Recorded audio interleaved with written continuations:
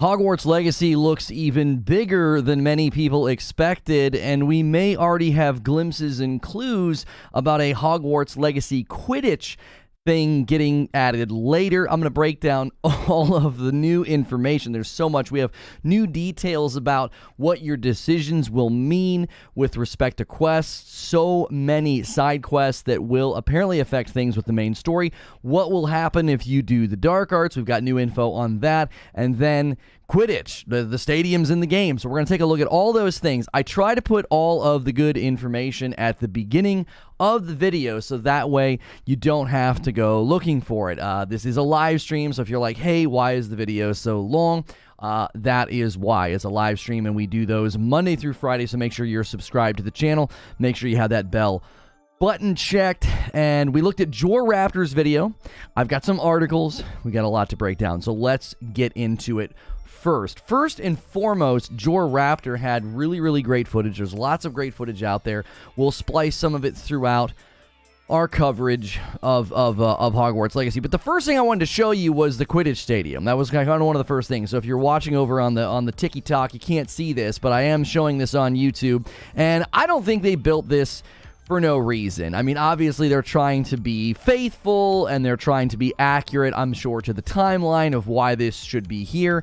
But it just seems like obvious to me that you built this for a reason, okay? Now, I want to go through some of the things that Raptor said. In his video, he did say he did not want to put the controller down, although he does have some critiques. No major spoilers in his video. If you want to support it and go watch it, be sure to check it out. He did say that you could summon your broom at any time, and that was something that I think a lot of people were excited to hear about, because it is, I think, going to help with that open world feel with respect to exploration. You can just hop on and go wherever you want, kind of reminiscent of other games where you can just sort of summon a horse all of a sudden, or like your Sparrow in Destiny. Now, dialogue, he did say, did seem dependent upon certain things that happened. He said that he felt like people interacted with him differently in the game, dependent upon what house he ended up in. So that is one of the things that we'll touch on later when I mention an article that talked about your decisions and things that happen in the game related to what you actually do. He says he still has no clue what the talent system looks like. Apparently they didn't get a glimpse of that. I don't know if there's other videos out there that got a glimpse of the talent system, but that's seemingly still not visible or something that people can see. He did also say that students around Hogwarts seem to talk about things that had just happened, and maybe the castle and things change after major story beats, sort of dependent on things that happen, and or dependent on the season that you're in. So he did say, as he was walking around Hogwarts, there were times where you could just sort of tell people were sort of reacting to things that had just recently happened in the story. So we're going through lots of the new Hogwarts Legacy information, and this is just some of the stuff that Raptor said. He said combat feels really good, although he did have some critiques about that. I'll mention those in a moment. He says that he was rolling around and moving away more often, sort of comparing it to gameplay footage we've seen up to now, where many people felt like it was just a lot of standing and casting and standing. He said he felt like he was moving around quite a bit. He indicated that there are 23 slottable spells, and then you have 6 essentials that you can sort of give their own dedicated buttons. Now, this is when he said things can get a little awkward. He said switching between the 2 spell wheels was a little awkward. You have to hold down a button and then press a D-pad to switch between, so you can kind of almost like hot swap between your spells. And he said this sort of came into play during a final encounter where he had to play it a second time. But he did say he played better the second time through on that final encounter, sensing there was a bit of a learning curve, sort of maximizing your spells and sort of having that synergy and that skill. Now, I know Barrier, one of our community members, was watching some of the footage and just saying, it just looks like everybody's standing around. No one's attacking. No one's doing anything to the main character. However, the footage that he was looking at had it on story difficulty. So we're hoping to see some difficulty options and ways to make the game feel a little bit more threatening. You don't want it to be, too casual. If it's too casual, then it'll always kind of feel like, am I really even doing anything? it can sort of feel throwaway at that point. He did say that stealth is possible and is a powerful tactic, and there's even extra dialogue recorded in the game for when you're doing stealth gameplay. He said that depth was sort of unexpected, that they have that whole layer of the game. If you decide to play stealthily, that dialogue is there. So if you don't play stealthily, you'll miss out on that dialogue. And I think that's a great reason for replay value and reasons to jump back in. He said the game was very well connected and curiosity was rewarded. So great feedback from JorRaptor, somebody that got their hands on this game for 2 hours and didn't want to put it down. Now, there's big news for campaign and side quest experience, as I mentioned during the opening of this video.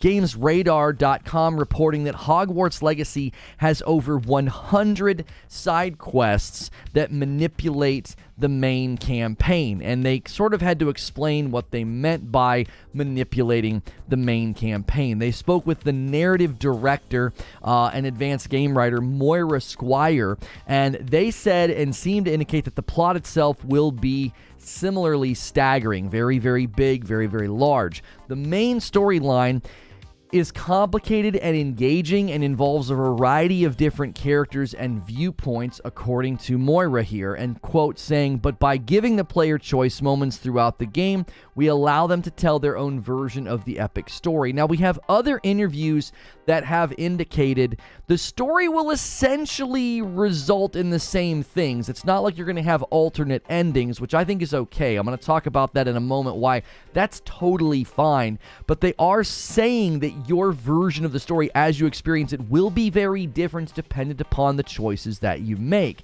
So what do they mean by manipulating? Here's a quote from the article. As well as playing through the storyline itself, your character's decision in what they choose to do outside classes could, quote, manipulate the main campaign by virtue of the experience that they've had, says Squire. Interacting with someone in the side quest will impact how you interact with them in the main storyline and vice versa. So you have to consider that if you choose to do those side quests or not, it will greatly affect how the game is experienced and dialogue and things that take place.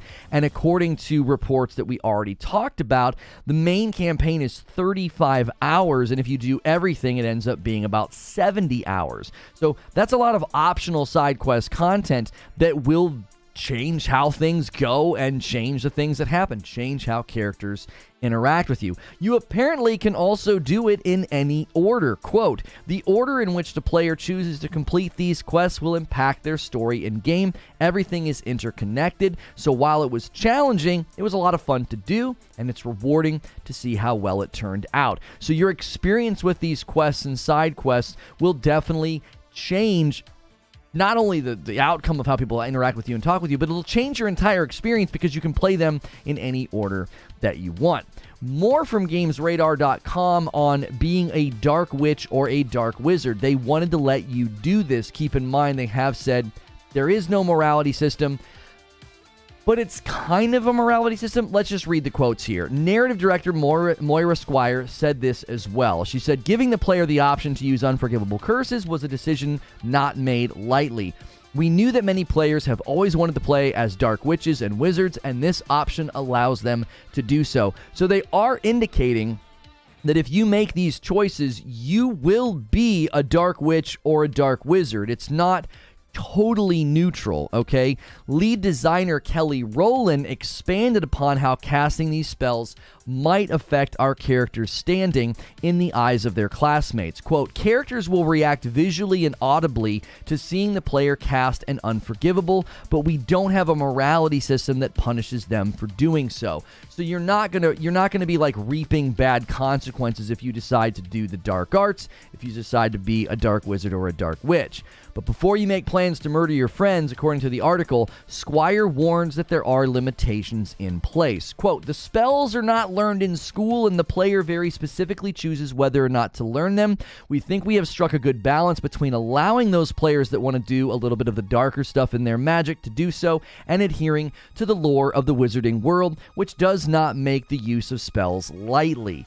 So it's sort of freedom to do it without the consequences. And I'm going to talk about why I think this is a good choice in just a moment. Judgment from your peers aside, Murphy described the element of choice as integral to Hogwarts Legacy. Quote, "This is because it is the ultimate embodiment of role-playing, allowing the player to be evil." Additionally, this was important because it comes from a place of non-judgment by the game creators. If you want to be evil, be evil. That's a heck of a quote. So, some of my thoughts and questions about this. First and foremost, before I even get to why I think some of these decisions are actually really good, I know people want there to be consequences to your choices. People want there to be something behind the decision to be good or evil or whatever. I'll get to that in a moment, okay? This game continues to confirm my suspicions about it and some of my predictions about it. It is going to surprise everyone with its depth and its true open world RPG feeling. I am on record as saying I think some of the headlines are going to be Hogwarts Legacy surprisingly deep RPG experience. That's been something I've been saying for a while. I just got the sense that there was something far bigger to this game than just sort of a simple Harry Potter wizard game. I'm going to touch on more on that in my final point. I'm going to touch on that, on what else might be happening with this game, since it is so big and since it is so grand. I'll get to that in a moment. I know people are going to roll their eyes because I'm going to start banging on a drum I bang on all the time, but let me bang on it in a second. Second thing I want to say, the side quest info from what we're hearing, I actually think there's going to be people who disagree with it. They're going to say, listen, there should be consequences to you choosing a house. There should be consequences to you doing certain things or certain side quests, okay? I actually think that this is totally fine, and let me argue why. When the main story is going to take you 35 hours and 70 hours for a completionist run, having quests that would change or alternate your endings or close off things to you, I just think that would end up frustrating people. This doesn't need to be a hardcore decision-based RPG like, well, you chose this house, this is closed off to you. Oh, you did that quest, this is closed off to you. Ironically, this isn't Twitter. We don't end quest lines and friendships over these types of decisions. Anyway, so I actually think this is a good decision, all right? Too much time investment to complete the main quests, to have a side quest decision completely alter your entire playthrough. I think it would end up frustrating people. They would be like, well, now my entire experience is altered. I didn't like that, or I didn't want that to happen. So I support that decision from a design philosophy and from a design perspective. This is not a hardcore open world RPG. It's Hogwarts Legacy, right? Similar feelings, I have another point I want to make here. Similar feelings about the lack of a morality system or genuine consequences for choosing the dark arts. I'm okay with this as well. I think a morality system would have, again, introduced something to the wizarding world and into Harry Potter and a Hogwarts Legacy that probably wouldn't have landed on most of the people that are wanting to play this game. The replay value is already baked in. You can choose different houses. You could completely ignore the dark arts one playthrough and then dive headfirst in your next playthrough. We don't need an elaborate morality system for you to have what feels like a completely different experience. You can craft your own. Ignore side quests, do them all. Ignore the dark arts, do them all. That is completely and entirely up to you, and I think leaving that in the hands of the player is the right choice. Another point I really want to drive home here is the size of the school and the time investment that both the devs put into the game as well as what players will put into the game continues to make me think they have bigger plans for this game. Quidditch, I think, will likely get added, which really opens the door for multiplayer. If you add Quidditch, everybody's going to be like, hey, why can't I play Quidditch with my friends? I do think it's all but guaranteed that that's going to be something that they add later to the game. It would be an absolute slam dunk. And that means that maybe if you have netcode that you put in there, you can put in co-op. You can put in a way for people to play together. Something that we noticed in a lot of the footage that has come out. We'll be looking at more footage than just Jor Raptors. I set his on a loop so we could just see some of that footage over and over. But some of the footage re-emphasizes the fact that you commonly have a companion with you. You commonly have somebody going out on these missions with you. Why can't I take my buddy with me and then go and do a mission? Or why can't I show a friend my room of requirement, right? I am making a selfish request here. I'd love to play this game with my wife. I know plenty of people would love to play that with their friends or significant other. It's a social game. I mean, you're in a school. I'm going to continue to say that this thing is kind of begging for an online element, and Quidditch could be the catalyst to that happening. Lastly, I'm going to get out my live service drum, and I'm just going to keep banging on it. This game just seems way too big to be a one-off thing. The school is enormous. What a wonderful central hub for sort of an online, ongoing game. We're starting in year 5. You've got year 6 and 7. You've got seasons. You've got ways to do events like Christmas and other things just in the world. This would be a wonderful foundation to build on. A game that's going to give you 35 hours of story, 70 hours for a completionist run, and multiple ways to play and approach the game with replay value should not have any concerns about it going down the path of bad live service practices. There's so many people that look at live service and think, oh, we're going to get a battle pass. They're not going to give us any content. It's going to be overly monetized. I just don't see any evidence of that being a risk for this game. It seems so dense and so broad and so large that if they were to tack things on over time and continue to expand it so that you could continue to live in Hogwarts, I think most people would be okay with that, as long as it doesn't do any of the bad practices that we do know are out there. I don't think those bad practices are guaranteed. So more and more, we're looking at Hogwarts Legacy. It is bigger than a lot of people expected. Some even saying it is better than they expected, saying, believe the hype. This game is going to deliver, and that is my show open. A nice little 16-minute show open for you. Good morning, good afternoon, and good evening, those of you watching over on the Tickety Talk. We appreciate you giving us already 3,000 likes. YouTube, you're slacking. We should have 200 likes by now. Thank you so much for being here this morning. Who wants to be the first coffee order of the day? Who wants to be the first order of Reforge Roast? Who wants to be the first member to push that member goal to 25? We nailed it again yesterday. Every 25 members, and I have to gift 5. Thank you so much. What comment did you pin?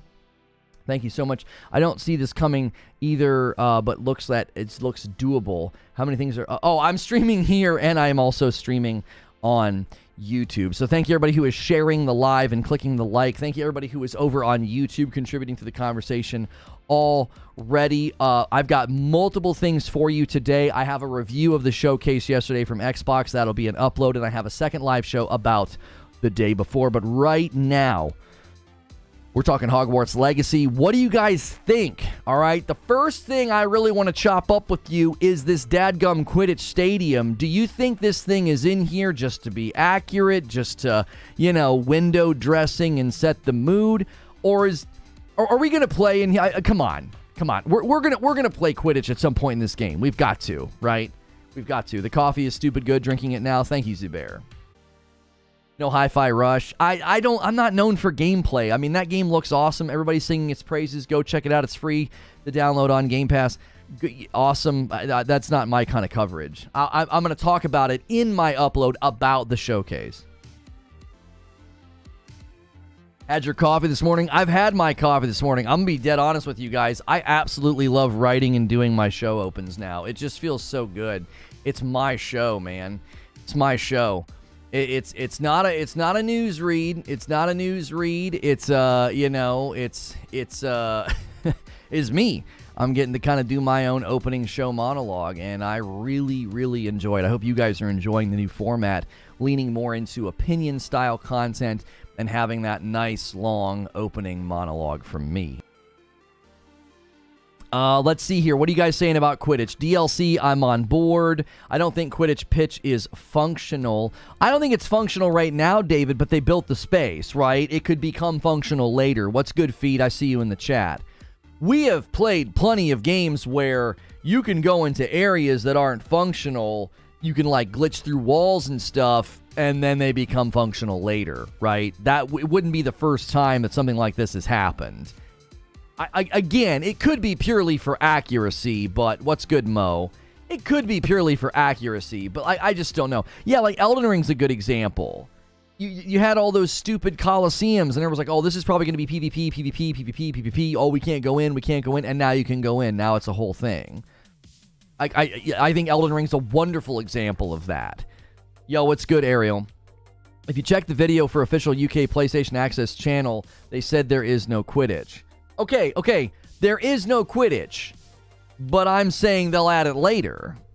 That's what I'm saying. I'm not telling you that there's Quidditch in the game right now. I'm saying they'll add it later. Like, why would you not? It seems like such an easy dunker. You're talking about there's two things you commonly see searched for with Hogwarts Legacy: Hogwarts Legacy Quidditch, Hogwarts Legacy multiplayer. What? Those are like the two most common things that people are searching for after Hogwarts Legacy gameplay. Like, that's what everybody is looking for, man. That's what people want to know. Look at this. I love this part here. Hang on. I'm in the wrong frame. I love this part here. I didn't get to show this in the show open. Just when he goes inside from outside. I love the transition. This here confirming, I think, that it is a seamless game. Like, watch this. Watch this. Comes from outside, opens the door, right?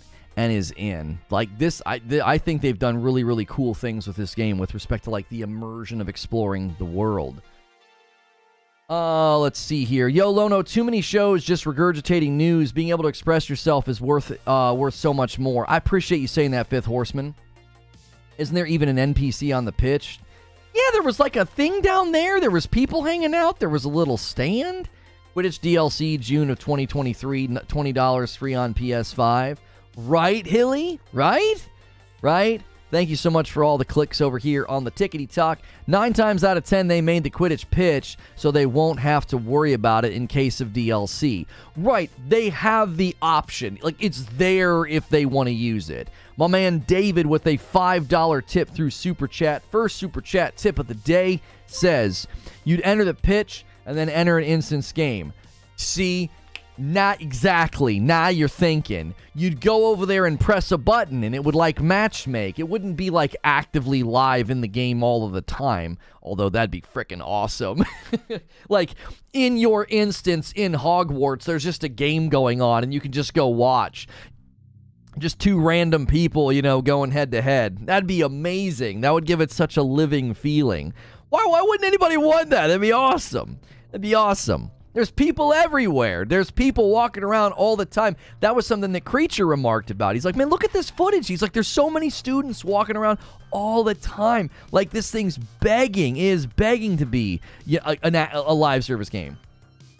Butter says, but do people really want AI opponents? Why not just make it a second game or something kind of like Rocket League? Well, here's what I was saying. Butters. What if they made it more like Ghost of Tsushima Legends side thing? You know how in Ghost of Tsushima you like walk up to somebody and that's how you interact with Legends. It's like a person sitting there. You do the same thing with Quidditch. Demigod Hades with a $2 super chat tip says, bet. Want to see how it sells first and then they add it. Good theory. I think it's going to be in at some point, definitely, says Prince over here on the Tiki. And this guy here is saying, Secret 003. Looking back at the first game preview in September 2020, 90% of the stuff in it has been cut or redone. Behind the scenes Secret Story 002. The game folder was created in 2017. Initially, it was intended to include Quidditch and support 4 Quidditch positions. Then it was abandoned after a year. Proper trade-offs are still necessary. So that means they intended to, and that means the bones of Quidditch are still there. They just abandoned it, right? Like, I don't know. I'm not going to sit here and try and convince people, oh, it's coming. But come on, man. Like, get out of here with all of that. I firmly believe. Let me give myself another video to show you guys, so we don't just keep. Where's Alt? There it is. All right, put that in there. Okay, I just didn't want to open up my browser. Opening up my web browser has been just causing issues lately. Okay, here we go. All right, MK Fire and Ice has got footage for us. And it says thanks at the top for the early preview. Okay. We'll let MK Ice and Fire, we'll let some of their stuff show here periodically. Some of the automation with the faces, I think, is going to get criticism from people, you know, just for the sake of being like, it doesn't look that good. I probably would agree with that. I don't think automated faces are ever going to look that phenomenal. It's just one of the natures of having a game with tons of people that you can talk to. I'll keep going over there in a moment. Oh, here, let's turn the scene switcher on. Which means we need to be on fade. Oh, gosh, I forgot to turn my camera on. Hang on a second.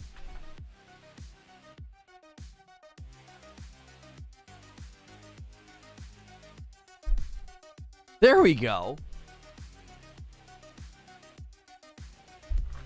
That was embarrassing. Let's go to the other camera, Dave. It's not even plugged in. The lips feel detached from the face. Yeah, anytime you have lots of NPCs that you can interact with, I think that's going to happen, right? You're going to have people that are like, you know, their faces are going to move kind of woodenly, things like that. That's not going to be surprising, I don't think. I think it won't be anytime soon, but once the player base complains that it's not in the game, it will be. I do. I think it'll end up in the game. I do. And so here we're just going to get 45 minutes, I believe, of like uncut gameplay. So I'll just periodically check it out. Again, you can see here, one of the themes you're going to notice in Hogwarts Legacy is that you commonly are moving around with a companion. I think that is, again, a great opportunity for there to be co-op or multiplayer so you can play with other people. Oh yeah, let's do this. Let's get the gamer advantage box back in the frame again. Swimming is also confirmed. Yeah, I saw that on Twitter. You can apparently just like swim in the water. You can like drop in the water and swim around. So, I mean, if you're just tuning in, we're discussing the latest footage and we're debating whether or not Quidditch will get added. I am saying that I think it will be. I think it will be because the entire stadium is there. Unless you're doing mocap, you're not going to get good facial work. Right, and you typically only do mocap if you're doing, you know, a handful of characters, not hundreds of characters, right? If you guys are just tuning in, you've never been here before, welcome to Reforge Gaming. I'm streaming on the Tickety Talk over there under Reforge TV. We stream on YouTube under Reforge Gaming, but on like Twitter, Instagram, and the Tick, we are under Reforge TV. That's also our Discord. If you want to get into our Discord, it's members only. You got to become a member on my YouTube channel for $5 a month. You can gift members as well if you want to pay it forward and get more folks in our community. Thank you so much for being here this morning. We are talking about Hogwarts Legacy, new gameplay, new details. We've got information about the quests, the side quests, the dark arts, what's it going to do to your experience. There's a Quidditch stadium in the game.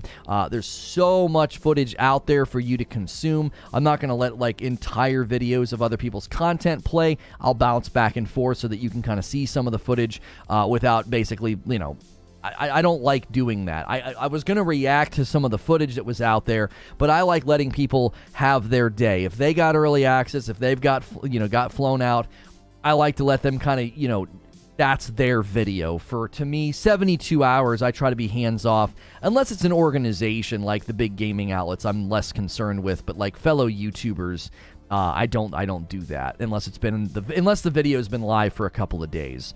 That's just, to me, good form. Yes, for sure on YouTube. Yep, you just go to YouTube and look for Reforge Gaming. That is where I stream. Starfield has a loading location for sure, like Andromeda. Not big. I'm not sure why you're talking about that. That has nothing to do with this. Diving underwater will not be in the game. Yeah, I don't think you can, like, dive under the water. I think you could just, like, swim around from, like, one location to another.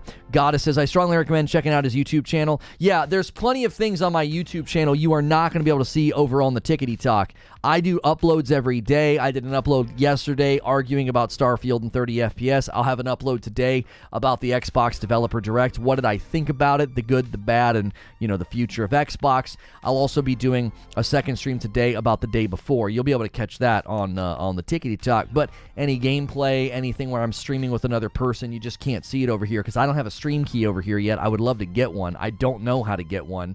It seems like you just have to, like, be patient or know the right people.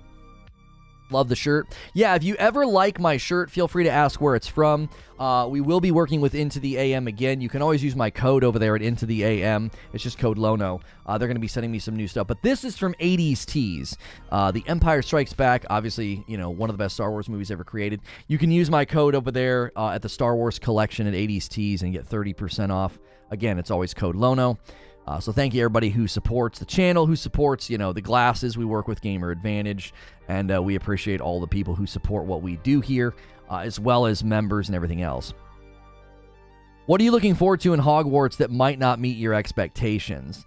I think for me, the biggest thing that I'm sort of like, I'm still iffy on is combat long-term, right? Like, that's always a concern for any game that has combat.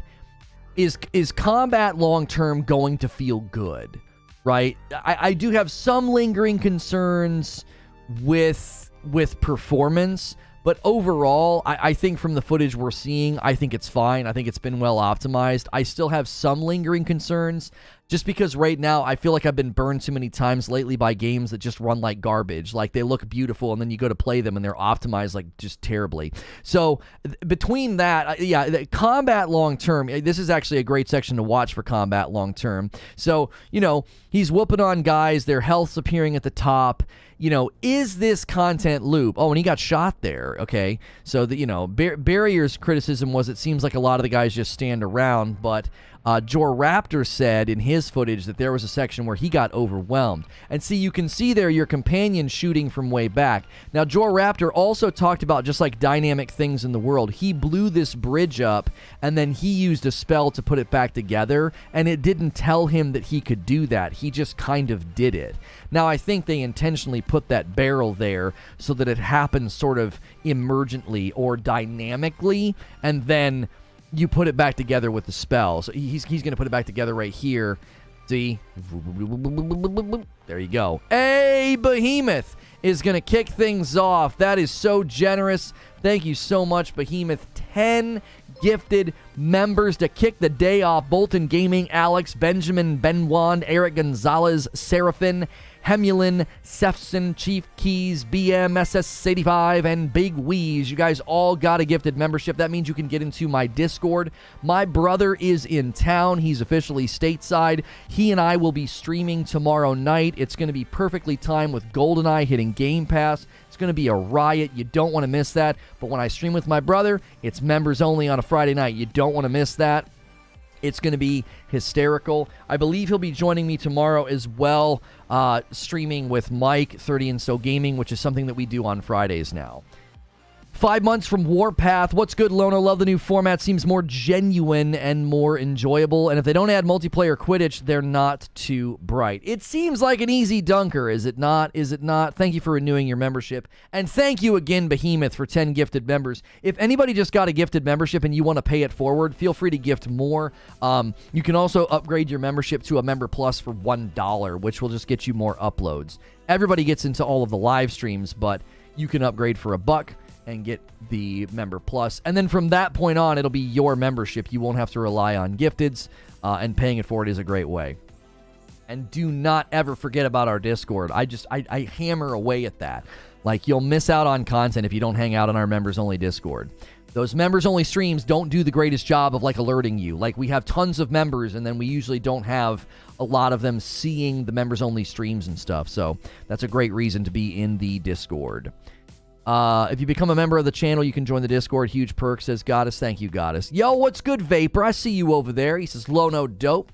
If you guys are just tuning in and enjoying the coverage, we're checking out a variety of footage. This is something here that Jor Raptor talked about in his footage, so I think maybe they were just given B-roll. He was sneaking around like this, stealth. Oh, unless this is a mission where they establish stealth. No. Jor Raptor was using his own footage because his character was a girl. This guy's character is a dude. So he said that there's extra dialogue recorded for when you play the game stealthily. If you don't play stealthily, you won't hear that dialogue. So that is another way to experience the game, right? That's another way to experience the game. There's going to be a 1.1 patch notes and download size, a day one patch, a 20 gig day one patch. Holy moly. Do you think they should have added Quidditch even if we were just there to watch it? I mean, listen, according to leaks, they were at one time planning on doing Quidditch, and it was scrapped. I think that kind of means they will. Like, you know what I'm saying? I think when you strip something like that down to get the game out the door, once the game is out and is successful and doing well, I could see them saying, hey, now's a great time to add it. You know what I mean? And now your mama knows says, Lono, last night on my show, we brought you up when speaking about content creation. We mentioned you as how to have a successful channel. Thank you for all you do. Man, that's very kind, man. I appreciate that. Thank you. I don't like to think of that like that way. I'm always striving to be better, but I do assess my own content, and I do feel like we've gotten to a really good place with what we're putting out there. And I have been doing it a long time. It's a little unfair, you know. 8 years. 8 years this February. That's a long time to be creating content and live streaming. So, and it wouldn't have happened without good feedback from the community, all the help I got from Creature. So, man, I really appreciate that. That's high praise. When other content creators say things like that, it means a lot. Just because a team scraps an idea for initial release doesn't mean that they don't have the assets already made. That's exactly my thinking, Emerald Turtle, precisely. Thank you, Lono. Thank you, 809 Lion. Listen, I got to tell you, I think it's cool that y'all hang out here. Like, I love Doc. I've been watching more of his videos. I went to your channel again, and now your mama knows. I was like, man, let me find a vid from this guy. I want to react to this guy. I want to show this guy some love. And I checked out this morning. I was like, maybe. I saw a couple maybes. I'll have to go back and check again. But I did check your channel this morning. Doc stuff's been showing up in my feed because I watched his video and reacted to it. So now I've been getting his videos in my feed. And I thought his stuff on Forspoken was pretty spot on. I don't think he and I agree on subscription and service. Like, that'd be a fun debate. He and I think, are on opposite ends of the spectrum on service models for gaming, subscription models for gaming. He said Forspoken should have been on a subscription. I was like, I don't know if this would have helped it, Doc. It's bad. That would have just let more people play it. For free. Well, not for free, you know what I'm saying, but they wouldn't have to purchase it at full price. You know what I'm saying? And was on the show last night and we spoke about you. I appreciate that. That's very nice. Doc loves his subscriptions. Maybe a little too much. I was working on a Doc impersonation this morning. Like, if he ever comes by, you know, I want to be like, okay.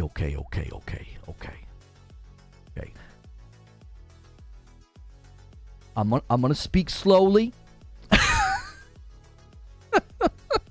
I should get a shirt. I should get a tank top and like just keep adjusting it. Okay. I love him. I love his energy. I love him so much. Don't wear a tank top. Yeah. It would be bad. I think. You gotta adjust the mic. Gotta be touching that mic. I won't wear a tank top. It'll blind everybody. They'll be like, I can't see. Do you think the game could have an academic mode in the future? Could you explain what you mean by an academic mode? You mean like something more rigid and study-oriented, like you're just going and reading or something? Oh, no, this summer on vacation, I met Doc in person. I got a video of it. I'll have to send it to you. Oh, I'd love to see that. You need a $20 mic and a phone camera. Oh, come on. That's good. Oh, that's funny. That's good. Have you ever played Destiny? Yeah, I used to play it all the time. Not anymore. Blinded by the light. That's exactly right. Plot twist. The game makes you get a degree. Yeah, like makes you go to class, right? You gotta go to class. If you guys are just tuning in, we're checking out all of the latest Hogwarts Legacy new gameplay. Here's a great example of how much you can move to avoid getting shot. Joraptor actually talked about that in his footage. He said that, you know, he got overwhelmed in the final encounter and failed it. Maybe not failed it, but I think he said he played much better his second time. Once again, look. See? You've got a companion with you. There's somebody there fighting. I'm telling you, man, they've laid the groundwork for co-op. I'm telling you they have. It's there. It is so there. I want a Wizarding Law School DLC. Yeah. A Wizarding Law School DLC. That's perfect. This game is getting too much hype. It'll flop just like Cyberpunk. Well, here's the difference, okay? I understand people being hesitant to buy into hype. You have a right, I think, and maybe even a precedent to do that, right? You do. You have a right and a precedent to be like, I don't want to buy into the hype. Okay. Granted. I do think this is a little bit different, right? How can I send it to you? I can't send messages to you on Twitter. My DMs are open on Twitter. You should be able to DM me on either of my accounts, Reforge TV or Reforge Gaming. Or you could send me a friend request in the Discord. That also works. I think the difference between this and Cyberpunk is you got guys like Joe Raptor that, oh my gosh, that dragon just ate that dude. Joe Raptor played it for 2 hours and said he didn't want to put it down, right? Now, here's the thing. I know people, somebody this morning, I believe it was Captain Steve. Thank you for the raid this morning, Captain Steve. I don't know if he's still here. He might have me on in the background. Captain Steve said, oh, so-and-so said it's really great, but he also said Anthem was really, really great. I want to defend anybody who went to the Anthem capture event and came back and said it was fun, because it was. I was there with tons of people all across spectrums. I was there with Mixer streamers, I was there with Destiny content creators, and we all thought Anthem was an absolute frickin' blast. Anthem failed to deliver ongoing endgame live service. Hogwarts isn't promising any of that. Hogwarts is promising a 35-hour campaign and a 70-hour completionist run. I don't see how you jack that up. I don't see how you jack that up. Like, how the people that play for 2 hours. So the only way this game falls apart, and as you're saying, it quote-unquote flops like Cyberpunk, is if the game just like completely falls to pieces after the first couple of hours. You know what I'm saying? Like, I don't see it. That doesn't seem to be possible. I mean, I suppose people could be playing vertical slices that are running perfectly, and then the game runs like garbage when it launches. I mean, that obviously could happen. I think it's a lot harder to do that in an open world game. You know what I'm saying? This is a Sony exclusive. No, it's not a Sony exclusive. There are Sony exclusives attached to it. 1 year for the luck potion, and there's a quest, and there's a shop, an NPC that you can only get on PlayStation. So, Flop Cyberpunk sold 13 million pre-orders.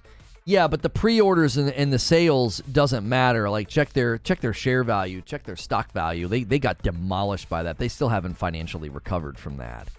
Good morning. What's good, Lucci Club? Could you imagine if it was an MMO with Quidditch? That's what I'm saying, man. You build on top of this.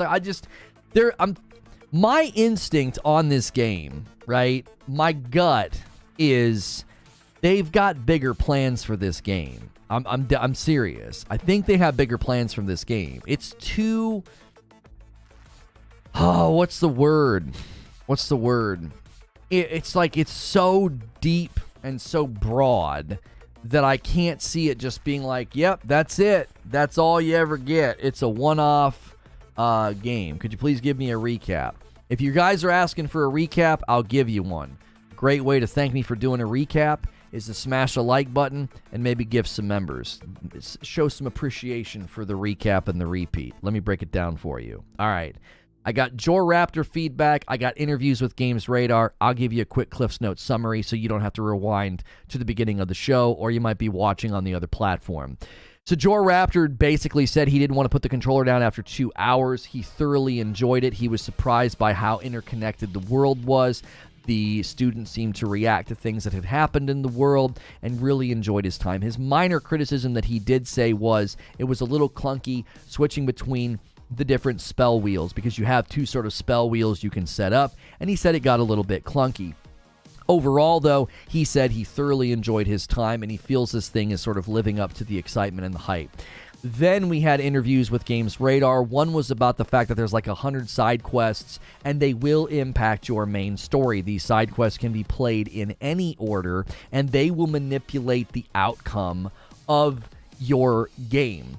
Now, not outcome as in like alternate endings, but like the way that people interact with you, the way that things transpire and what they say will be different in relation to when you play those side quests and if you play those side quests. Now, you can't get a different ending than me, but you can have a completely different experience than me depending upon what side quests you do and what order you do them in, right? The other thing that they said was, even though there's no morality system, you can still be a dark witch or a dark wizard. Letting you do the dark arts was a choice that they made, and they said that you can in fact be a dark wizard, a dark witch, and the game will interact with you differently accordingly. So again, it doesn't alternate your ending, it doesn't close off quests to you, it doesn't close off experiences to you, but it does allow you to feel consequences in quotations. Like, you'll feel that, oh, I've done this path. You can completely avoid the dark arts, or you can do the dark arts, and it will have an impact on your experience. That is the summary for the open. The other thing that I talked about in my show open, the Quidditch Stadium is in the game. Now, Occam's razor would dictate that it's in the game to be accurate. We don't need to jump to conclusions. You can see it there in the background. He might fly over to it. We don't need to jump to the conclusion that the Quidditch Stadium is in the game because they're going to add Quidditch later. I'm saying the Quidditch Stadium being in the game lends credence to the idea that, yes, they'll add it later. I think it adds credence to it. I don't think it's an automatic conclusion. Like, I don't think that you automatically jump to that conclusion. Does that make sense? So the most simplistic explanation would be, well, they added Quidditch, the stadium, to be accurate. Like, so the world is accurate to the school at the time, right? But we have it on good authority that there was a time where they were building Quidditch and it was scrapped, right? Now, I think that even more so adds credence. Like, oh yeah, they were doing it and they scrapped it. Well, that means they're never going to do it again. No, that actually, I think, adds even more credence to the fact that we'll end up seeing Quidditch in the game. Right? I think that adds even more credence to Quidditch ending up in the game. Because then, it's like, well, you've got it. You set it aside, you know, maybe for later, you know. Maybe you want to do it as a DLC, you know. Maybe you want to do it as something like a side thing, like Ghost of Tsushima Legends did. You know what I mean? Can you stop yapping about things you don't know anything about? I mean, I'm not really sure why you're saying that. Seems like maybe you're insecure and seeking like attention and validation through being unkind on the internet. You know what I'm saying? I'm not really sure why you're saying that. We're literally looking at newly released gameplay, breaking down all of the new release information from interviews as well as people that had hands-on. This dude's hair is rude. I mean, listen, man, balding is something that is curable, and I'm sorry that you're struggling. You know, I'm sorry that my fantastic hair makes you feel insecure. You know, you can work on that though. You can better your life and not be so angry. Stop the yapping, Lono. I came here to listen to you, but just stop. Yeah, that's what we do here, Lono. We yap about crap that may happen. That's right. That's right. Is that a glue-on beard? It's so funny. If you really pay attention to insults that people use, it betrays their own insecurities. So I don't know if your prepubescent baby face is embarrassing, but it's okay. You know, maybe one day you'll grow a beard. It's okay. It's okay. Maybe one day your mother will love you. Maybe they just need more time to get it right. And if the game is successful, they'll continue to work on it and get it right. We had a big debate about live service a while ago. And something that a lot of people were saying was they said, hey, make the game good first, right? Eugene's in chat. He was really banging on the drum of saying, hey, you guys You guys have to build a good game first, then do live service, right? Then do live service. And I think that's probably fair sometimes. Like, I think it's okay for somebody to step into the, the gaming industry and say, hey, we want to build a live service game. I think that's totally fine. I also think it's demonstrable in the industry. You can look at games and say, well, hey, they built a good game first. You know what I'm saying? Like, look at these people. Tell me that there's not going to be Quidditch in this game. Come on. I think this is a race. I think you can interact with this later and do races. But come on, look at this. They got a little stand over here, and they got people standing around. Come on. They're going to add it.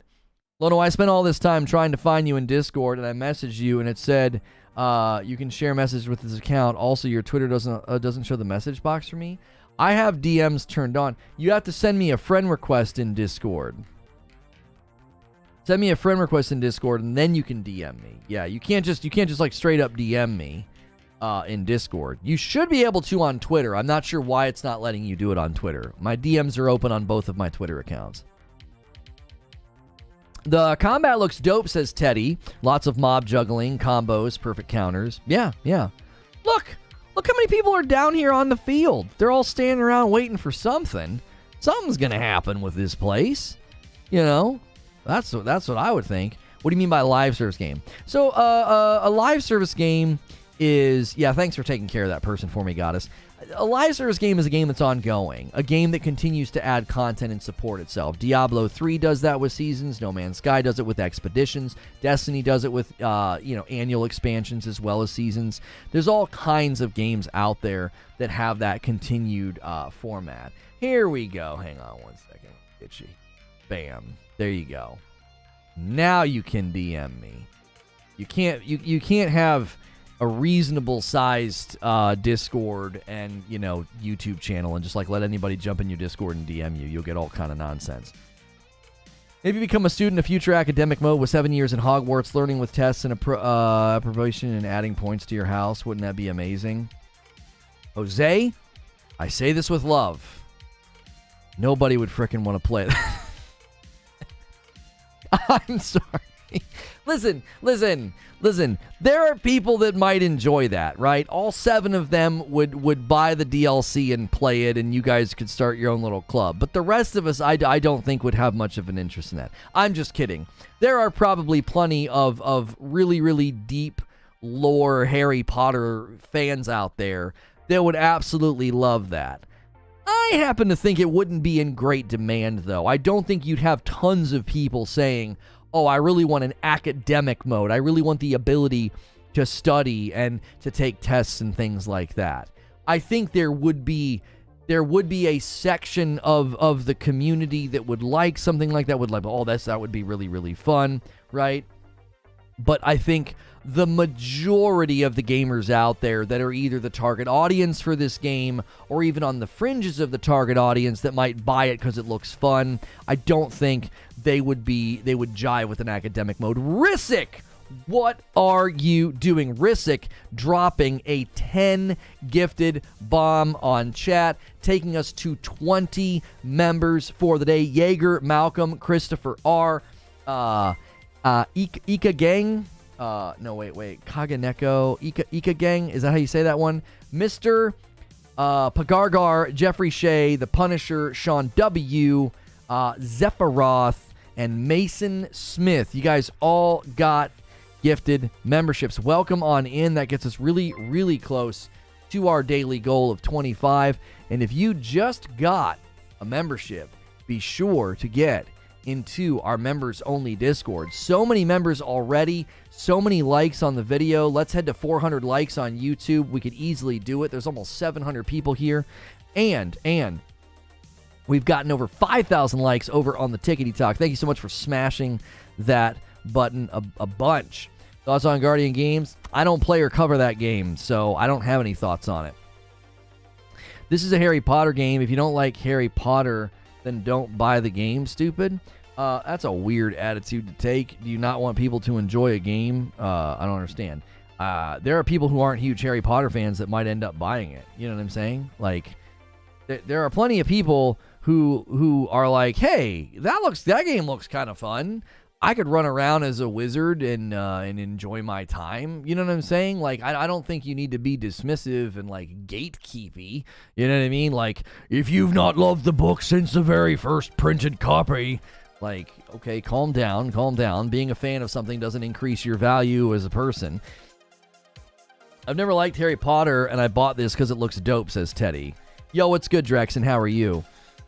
Immortal Turtle says almost 700 folks. Danglone, I still remember when we were trying to hit 200 to 300. Hey, you know, we're getting there. We're getting to a reliable daily audience. Those of you that have continued to come back, you recently started following me, or you daily come back over here, I greatly appreciate that. Rissick with a $20 tip through Super Chat says, don't forget to buy the membership for only $1 for those of you who got gifted. Was it too much or not enough? I'm not sure what you're saying, Rissick. Yeah, but you can upgrade your membership for $1. Rissick is reminding you guys. He is. And you can also order Reforge Roast coffee. If you're a coffee drinker and you want to support us, this is not a sponsor. That's mine. My wife and kiddos ship it out to you. We had a bunch of orders yesterday. They're going out today. That's how fast we ship as well. Perhaps you might not have to know everything about Harry Potter to play and enjoy this game. Yeah, I don't know that much about Harry Potter. I don't know that much. I'm going to enjoy it, right? I think I'm known already as the Harry Potter fan here. Yes, Bellix is one of our resident Potter fans in the chat. Would someone please gift me? Drumman, we don't have the ability to pick people for membership. Just be here as often as you can. Make sure you have clicked on that allow gifts button, and you should get one. You've been here quite a bit lately, Drumman, I believe. I don't know if I'm supposed to say Drumman or Drumman. I decided to pick Jedi Survivor over Legacy due to limited funds. That's understandable. But I think I'll grab Legacy in a sale or with a future DLC pass. Yeah, if I was choosing between Hogwarts and Jedi Survivor, I would pick Jedi Survivor without, I wouldn't even hesitate. I'm really looking forward to Hogwarts Legacy, but, I mean, if I'm honest, yeah. Raina Stormcall Slitherpuff, I wonder if you're a Harry Potter fan. I can't tell. It's hard to tell. It's really hard to tell. Where are you guys getting that there's more than 4 houses? Wait, somebody's saying there's more than 4 houses? Who's saying that and why? Those that enjoy role play are the ones that would enjoy an academic mode the most. Yeah, I mean, there's always room for, I mean, look here, they're in the library. There's always room for, that level of immersion, that level of, lore and info and knowledge infusion into a game. I'm not against it. I'm just saying I don't know if you'll ever get something like that because it wouldn't be super high in demand. I don't think a ton of people would say, oh, I can't wait to do that. Yo, Kenneth Williams with a month of membership. Welcome back. Keep up the amazing work. Thank you so much. Appreciate that. Enjoy the blue badge. For some reason, I'm picturing the glasses in Hogwarts to be, the classes to be somewhat similar to Bully. I am not familiar with Bully and how it was experienced. Each wizarding school has its own housing structure, says Talika. Oh, they're talking about the other schools. Yeah. Fine. I'll finish it off, says Vendetta. Vendetta's going to drop a 5-bomb on chat, apparently. Somebody gift 1. Make it odd really quickly. Somebody jump in line.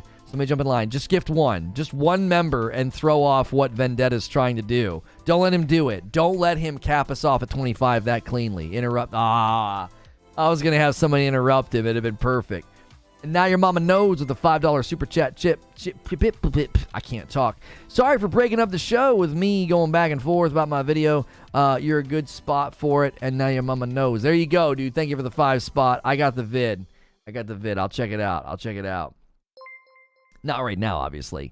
There's the 5 from Vendetta. The Drumman got one. There it is. The Drumman 77 got one. Raina Stormcall Slitherpuff, glad that you got one. Sigfrido got one. Chrono Trigger and Austin Cardwell. Thank you, Rockin' Robin. You did it. You gifted 1. Take that, Vendetta. Take that. It's 26 now. It's all lopsided. PC got a gifted member, and I'm a man of my word. I will be gifting 5 members right now. Every 25 members, I gift 5 to say thank you to the community and to keep us at a good member count. We have dropped a teeny bit. That's going to happen at the end of every month. You guys went a little crazy in December, so we'll probably have to look to February if you guys want to hit that 2,500 member goal, and if you want to hit that 3,000 member goal. Cardoc Ren is also going to gift 5. My man with the red badge, one of the few people out there with a 2-year red badge. Soham Sen, Dan the Toon Man, Beast of Darkness, Parkour, and Marty Casey. You guys all got a gifted membership from Cardoc, and then PlayStation Gaming, and Double Dev, Guest Burrito, Shock Trooper, and Julian. You guys all got a gifted member from me. Let me come in here, and let's up that to 31. Thank you so much, Cardoc, for bumping us up from the 26 to the 31. I don't put mine over here. That would be cheating. Mine don't count towards that. I do it as a thank you. It's a good day, chat. It really is. Been working on my dream studio. Well, good for you. You could use him in the Quidditch game, but if you're chasing the Finch thing to be against him, you get dusted. Oh, you guys are talking about if you played Quidditch against what, like people from the game? The thing is, what are they going to do with this game to make it original and stand out from the rest? I'm afraid the game is going to be a walking simulator. Good morning, bro. Great wishes and great stream. Yo, what's good, Uncle Brada? What makes you think it's going to be a walking simulator? With the mini games, all the NPCs you can interact with, 100 side quests, a 35-hour campaign, you've got customization, you've got the Room of Requirements, you have dark arts, practice arenas, battle arenas. What on earth have you seen that makes you think that? I don't know. I feel like that's a new thing that people say. Like, walking simulator has become a thing that people say because of what? I guess like Death Stranding, I guess? Yeah, you can fly everywhere also. You can pull your broom out at any time. Plenty of combat. I mean, and that was something, yeah, this was something here that Joel Raptor talked about here, this section here. He said he really enjoyed, the early stages of combat and getting to practice, and, there you do a little duel here. And, oh, look what we have here. Another 2-player activity. So interesting. Very peculiar. Another thing where you're like, hey, let's have a duel and practice our early magic. And surprise, surprise, it's a 2-player thing. There's a companion with you. Just so interesting that so much of the game has somebody with you. Life is just a walking simulator. That's right. You walk around and talk to players. That's 50% of the gameplay we have seen, or just flying around random in the air. Combat is interesting, I will say. Oh, okay, so here's the thing. I'm going to push back a little bit, Raxi. I'm going to push back a little bit on what you're saying. I would rather them show me a holistic experience of, here is them flying, here is what dialogue looks like, here's what combat looks like, here's how big the world is. I would much rather see that than like a chopped up, nothing but combat, nothing but excitement hype trailer. Do you understand what I'm saying? Wouldn't you be suspicious of that? It's just a hype trailer. Yeah, they just keep showing us all the exciting things. They just keep showing us all the action. They don't show anybody interacting with, like, the Hogwarts Castle, the school. It's a character in and of itself in the game. It's a character in and of itself in the game. Like, there has to be some level of, like, exploration and seeing all the different rooms and experiencing all the different things. Like, I feel like you have to have that in a game called Hogwarts Legacy. You can't not have that be a focus. I was trying to get to a point where he was walking around. I'm going to let his video loop. That was MK Fire Nice. I don't know how Jack Frags feels about people using his content. We've used MK Ice and Fire stuff before, and we've used Joel Raptor's stuff before, so I don't know about Jack Frags. I would say he's probably cool with it, but like, yes, they're showing you this. Yes, they're showing you roaming around, but that's quite literally a significant aspect of the game, is experiencing the world, experiencing, the game. The only people that call Death Stranding a walking simulator miss the entire concept of the game. Well, of course, I'm not actually justifying the walking simulator charges of Death Stranding. Those are people that just either didn't get it or didn't play it for longer than an hour, right? It seems like people who love games like Dragon Age or Horizon should be interested in this one, says Chapter 8. Even if they aren't into Harry Potter already, they weren't into Dragon Age or Horizon either before playing them. Yeah, see, I love that you're getting at a philosophical, like, underpinning of what's so toxic about fandom these days. You, at a time in your life, were not a fan of something. Whatever it is that you're getting passionate about or gatekeepy about, there was a time in your life where you weren't a fan of it, right? So allow room and space for that. Like, allow room and space for people who aren't a fan of Star Wars, who aren't a fan of whatever it is that you're really excited about, and let them enjoy it. Let them become a fan. If something is really important to you and it's added meaning to your life and you love it so much, why wouldn't you want someone else to go through that experience? I've been a Star Wars fan since I was old enough to watch television. I'm 41 years old. I was born in 81. I'm a child of the 80s and 90s, right? Saturday morning cartoons and Star Wars, man. That was what I grew up with. The original Nintendo, right?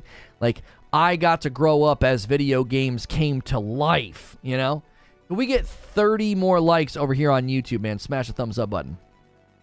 I've gone through all of that. And so when someone becomes a fan of Star Wars, I'm like always excited for them. Like, oh man, you're going to love it. Or, oh man, you're going to really enjoy it. Instead of being like, well, you're not a real fan because you didn't build a time machine and you didn't go back in time to start watching Star Wars when it was born. Like, what the, huh? There's always a time when you weren't a fan. You look 30? Well, I appreciate that. 41? You look good for 41? Well, thank you. I really appreciate that. I'm getting gray. I actually like the gray I'm getting. I have a nice streak forming here. I think it's awesome. And I'm getting some gray in my beard. I'm getting that getting a little bit of the salt and pepper season look, you know. I'm happily married, ladies. Well, I guess and barrier. I'm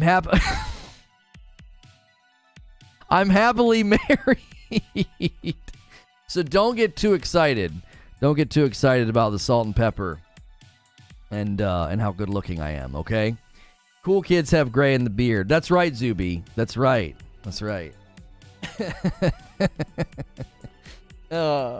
Barrier says stop. He says stop. I love you. I love you, Barrier. He's a good dude. Well, I'm sure there's other dudes here that find me attractive. That's okay too. Omar, shut up, Omar. Papa Bear best Lono. Papa Bear Lono best Lono. That's right. We did it 10K. Holy moly, 10,000 likes over there on the Tickety Talk, man. That's a lot of likes. Thank you very much. Salt and Pepper Daddy, let's go. Let's go. Obviously, it doesn't need to be stated. It doesn't need to be stated, but I'm going to state it because people are getting weird about video games and like drawing lines in the sand these days. Like, we have all types of people in our community. That's why I'm comfortable making a joke like that. You are welcome in this community, right? Become a member, get in our Discord.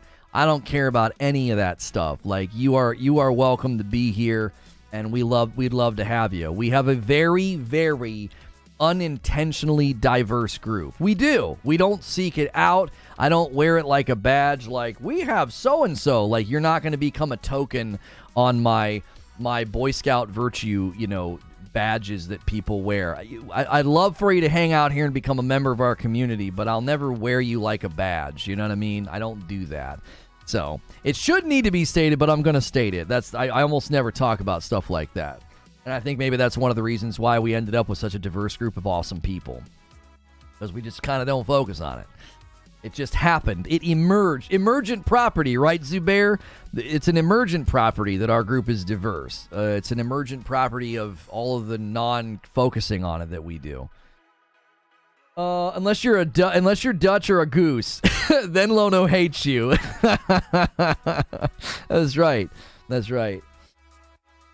Look at you learning stuff. That's right. That's right. That's right. I just want COD to stop hating on quickscoping.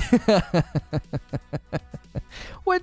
Who cares? I mean, you care about that. I don't care about that in a Harry Potter Hogwarts Legacy discussion. So there you go.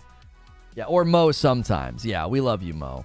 Anyone is welcome to become fans of the things that I like, but only if they love and hate the same characters I do, obviously. You know, Chapter 8, I think we just became best friends. Like, I agree with you. Like, if I really hate a character in a show, and someone's like, oh, I really like that character, I'm like, what the is wrong with you? I instantly judge them. I do. I'm not unkind about it, but I do. I instantly judge them. If I'm like, I really, really like this person, or I really, really don't like this person, and they're like, well, I don't agree with you. And I'm like, well, you know, okay, whatever. You're a weirdo. Hey, how are you? I'm listening to your stream while at work. You always make me smile when I listen. Can't wait to play this game and watch your gameplay. That's very kind. Thank you, Stephanie. I will say this. I have noticed this. As a streamer, as a YouTuber, as a dude, it's usually a lot of dudes hanging out when we cover games. But Hogwarts brings out the ladies, and we appreciate you hanging out. We've got a handful that hang out here. It's hard. It's hard to be a YouTuber and to meet a diverse, like a dividing line there. You know, it's usually like 98% to 2. So we're glad you're here. We've got some moderators that hang out here that are ladies. So we love to see you and have you in our community.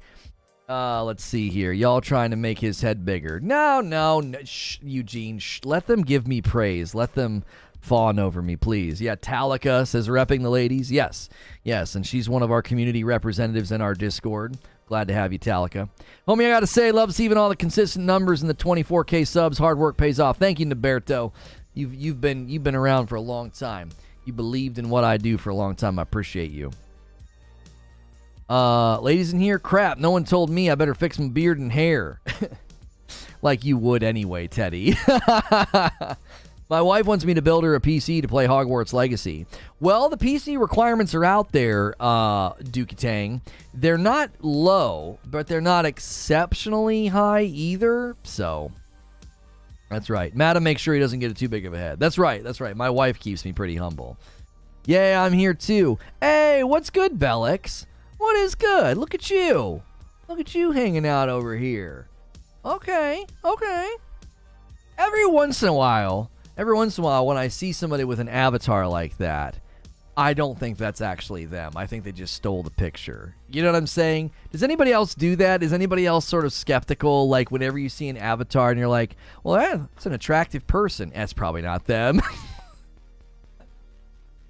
Am I the only one that does the skeptical of the avatar thing? You know what I'm saying? You've got, like, obviously there's all the guys out there with, like, the anime pictures, and we won't talk about that.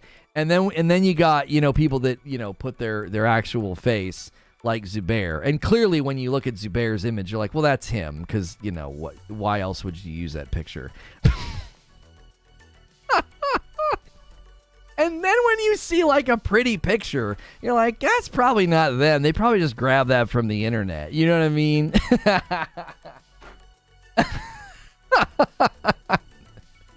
I put my actual face. Yeah, that's actually you, Doomslayer. Bellix is like, it's me, right? What'd she say in that movie, A Knight's Tale, The Curse of Beauty or something? Like, being pretty is a curse? Like, everyone's like, yeah, sure, it's you. Lono said I stole my wedding photo from Google. That's right. Are you calling us ugly? No, Omar. Omar, no. Your avatar was a little bit better when it was you with your lady. You know, you downgraded a little bit. Now it's just your face, so. Now it's just your face. My favorite is the slicked hair, sunglasses, selfie in the car. Whoops. Wait, who's that? Who are you taking a dig at? I can't even... no? Just you, Omar. That's right.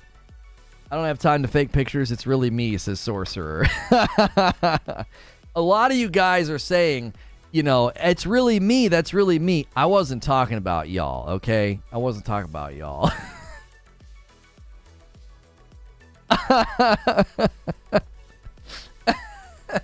You slick back. Oh, the one in Discord. Yeah. Hey, I look good in that picture. Shut the fuck up. No, he's making fun of me. My Discord picture. It was when I got the new gamer advantages and I was taking a picture. This is the type of guy I'd be friends with. Well, thank you. I appreciate that. Yeah. I appreciate it. Yeah. That my hair's not even slicked back. It's just that's how I style it. It's just up and over. You know what I mean? Like every generic white dude on Twitter. Oh, get out of here. I don't look like every generic white dude on Twitter. Eugene can say that. He's white. That's not true at all. Get out of here. It's a good picture of me. Whatever. Like, I've been kind of... Listen, I'm just going to say it. I think you should say it. I think you should own it. I've been kind of feeling my look lately. I'm like, I look good. Like these glasses, like my hair, I got like a style that I dig. I'm like, I'm looking pretty good. I lost a bunch of weight. Frick you. I've been kind of digging myself lately. I'm like, I'm looking pretty good, you know? That kind of confidence is hard as a dude because no one ever tells you, you know? Women hear it too much and we probably hear it too little. You know what I'm saying? Anyways, back to Hogwarts, you fricks. Back to Hogwarts, you fricks. The generic white guy doesn't have that forehead, so you're wrong. Yeah, I do. I do have a large forehead. Not to brag, but I think I too look handsome.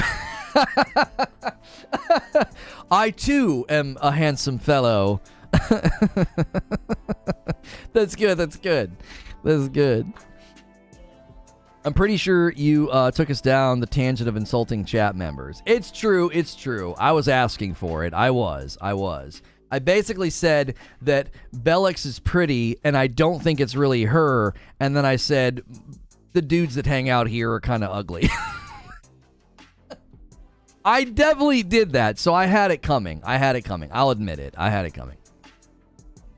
Insulting people is my favorite pastime. Pastime? What do you mean? You do it every day. It's not your pastime. It's your present time. I'm on Discord also. Yeah, when you got in Discord, it was when I realized that was really you. It was. I was like, oh, that's really her. Unless, of course, you're just stealing pictures from some poor random woman on the internet.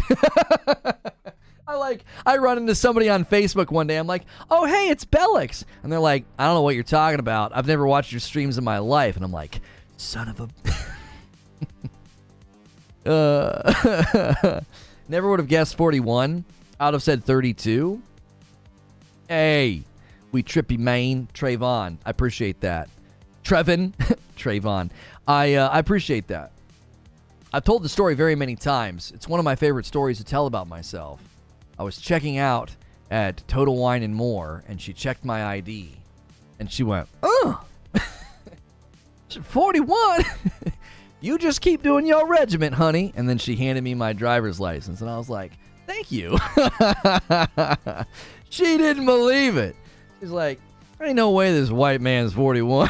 I was like, yes, I am. You know how I did it? Stayed out of the sun.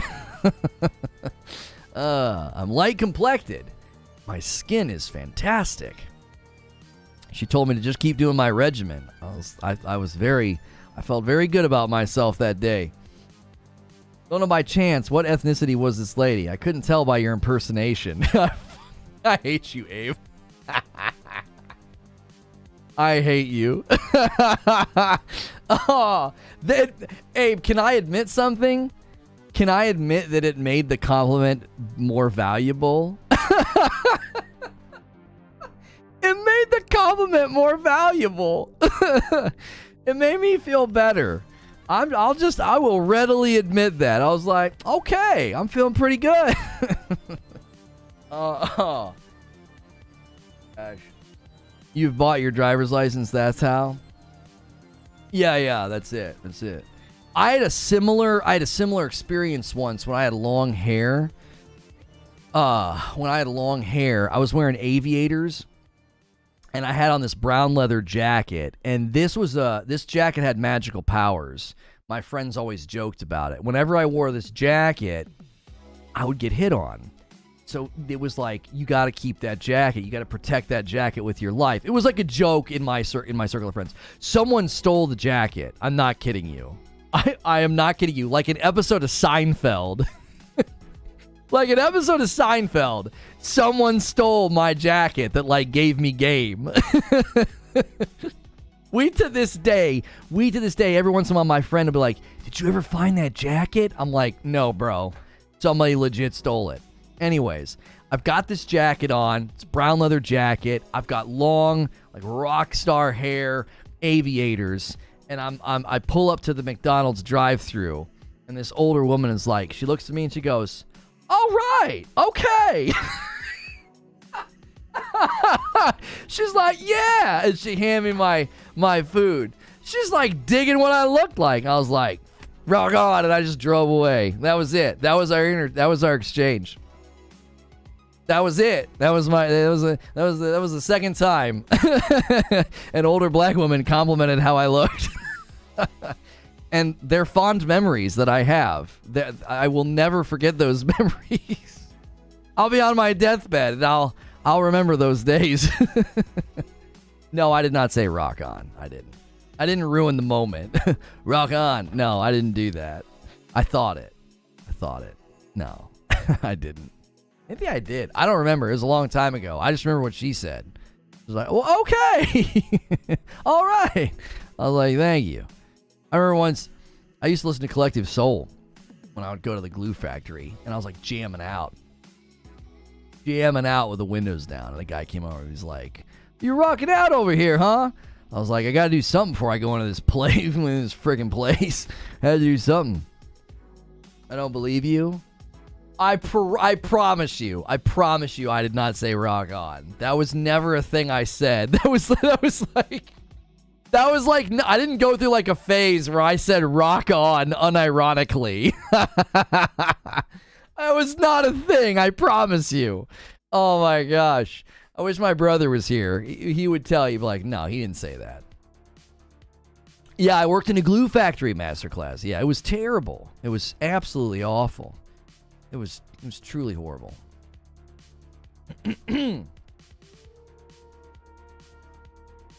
Let's get hype.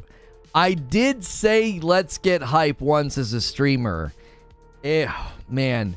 Why were we rewatching that, Sven? We were rewatching my Rise of Iron stream at one point. It was like, let's get hype. And I was like, why did I say that? It made me, it was so bad. It was real bad. We're way off subject. We got to get back on subject. We're only an hour and 20 minutes into this dadgum stream. We are way off the reservation. You guys started getting me to talk about how good looking I am. Okay. All right, here we go. I made some statements in my show open about Quidditch. Let's stop talking about Quidditch for a second. Thoughts on Hogwarts Legacy? Yes, thank you. Let's get back on subject here. You started it? You started it by being pretty. It's your freaking fault. It's not my fault. It's your fault. Why aren't you ugly? I couldn't even say it. Why aren't you ugly? What a terrible thing to say. East Coast Overlord with a $5 tip. What's too long didn't read so far? I'm an idiot. That pretty much sums it up. Okay, so let's get back to some of the things I said in the show open before I say anything else stupid. Okay. Basically, a bunch of new footage released. Hogwarts Legacy new gameplay, right? Bunch of Hogwarts Legacy gameplay released yesterday. A bunch of people got to play it. Joel Raptor said, after 2 hours, he didn't want to put it down. You can see here, the Quidditch Stadium is in the game. And one of the things that I said about Quidditch was, I think they're going to add it later. Let's stop. I don't want to talk about that anymore. Let's move on to something else that I said in the show open. Okay. So something that I have been continually saying is the more I look at footage, the more I hear from people who have touched the game, and the more that we see of Hogwarts Legacy gameplay, I continue to say there is something more to this game than just a one-off single-player game, right? They're going to add more to it. They're going to, in my mind, I think they'll add to it. I think that there will be ongoing either content, multiplayer added later, live service added later.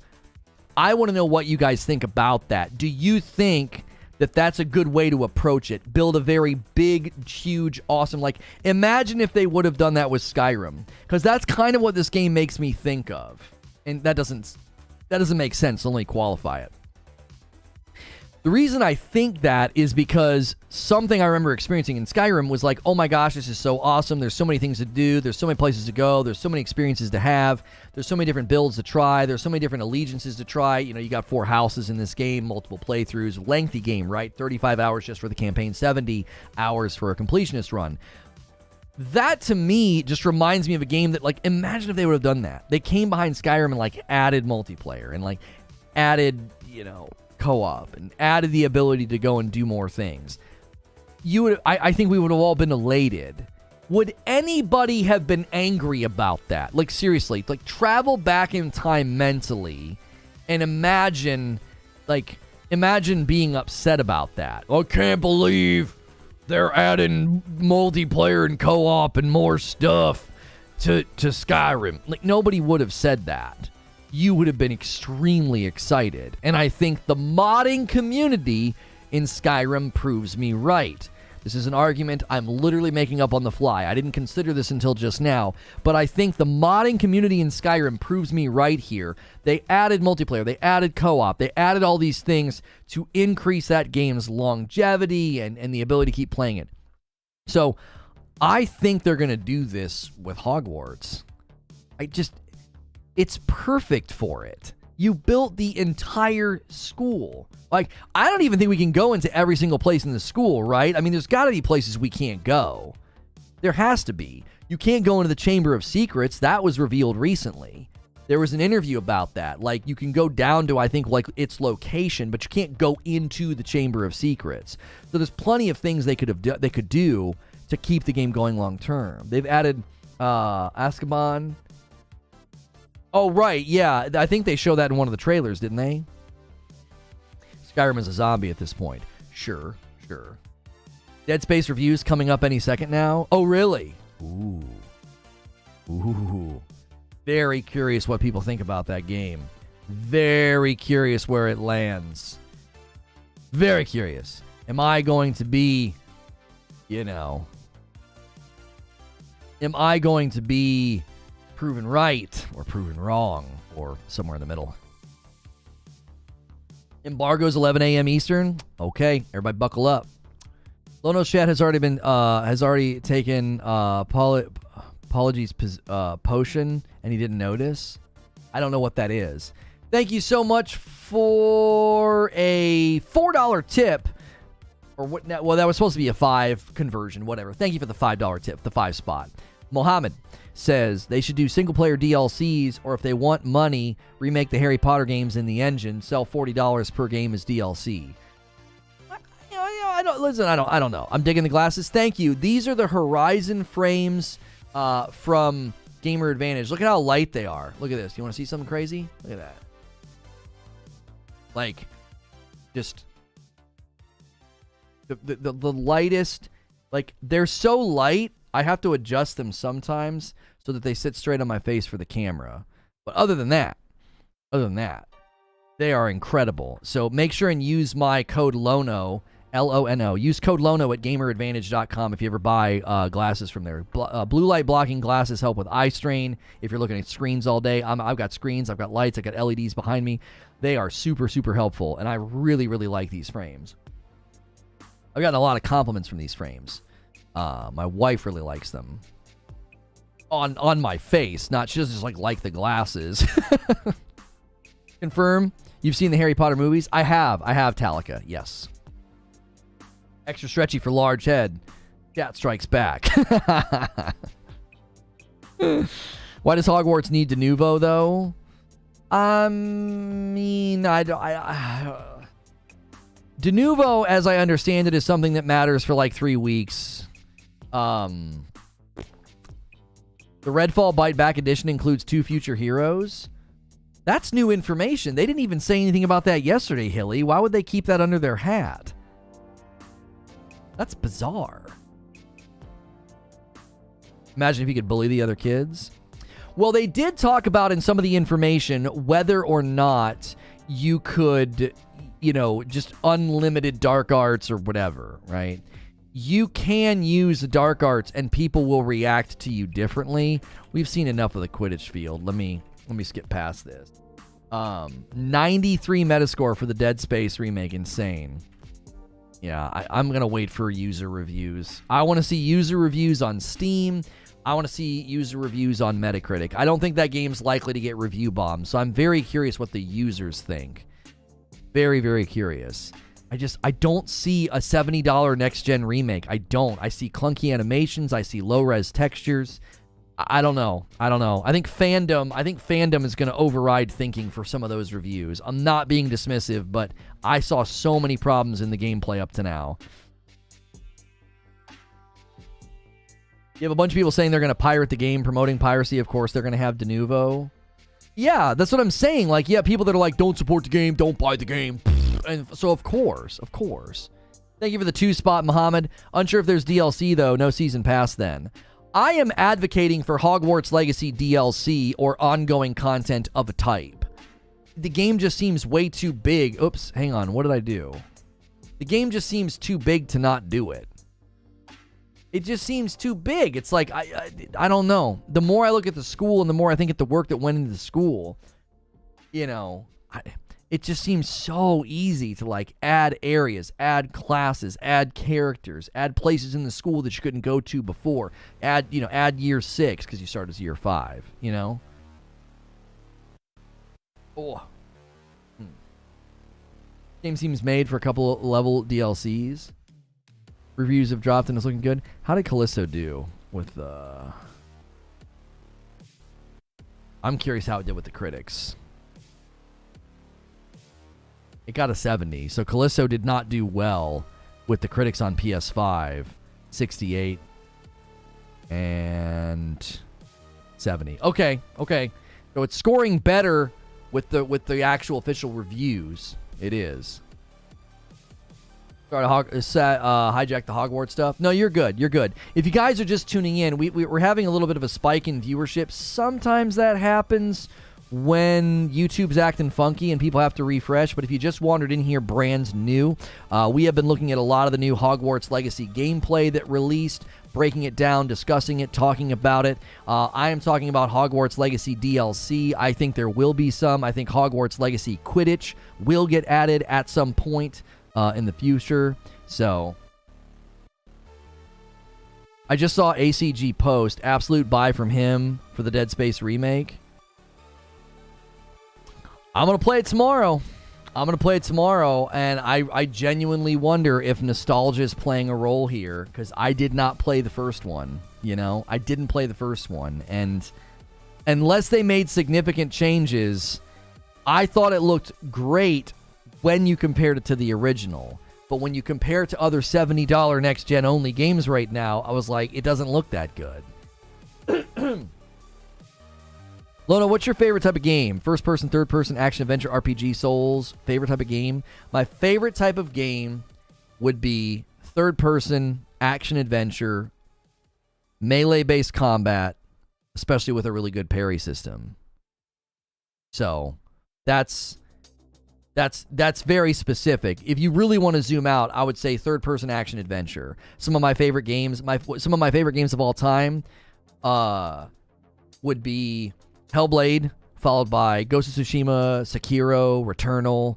That's like, and then because top 5, I don't know what else I would have put up there. That's almost a top 5 right there.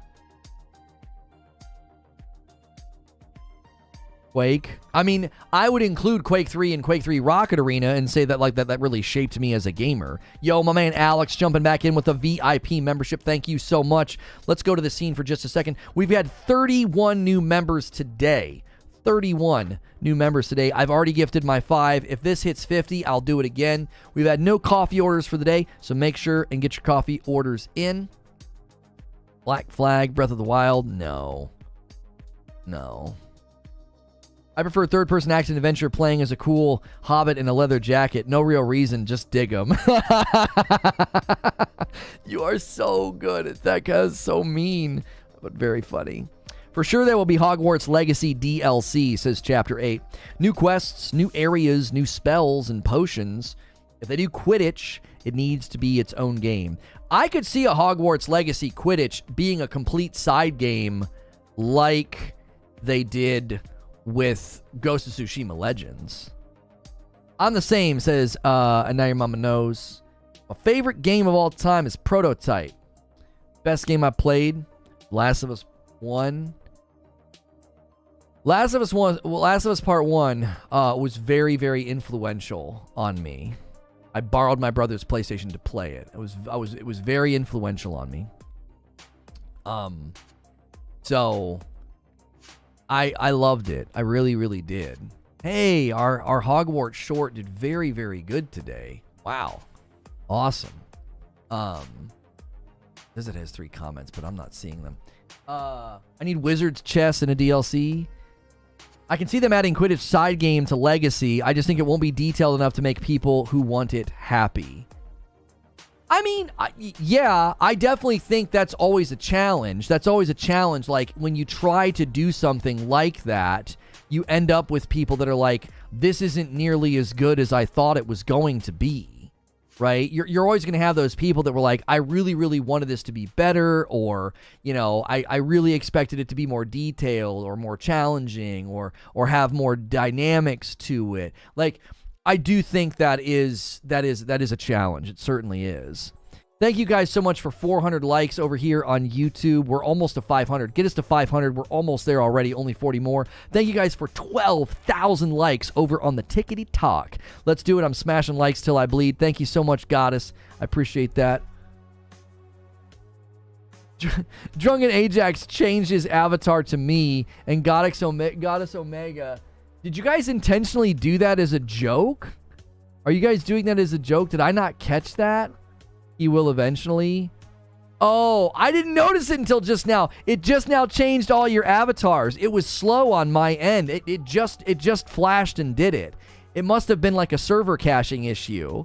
They made all their avatars me and my face. I appreciate that. Now you guys all look very attractive.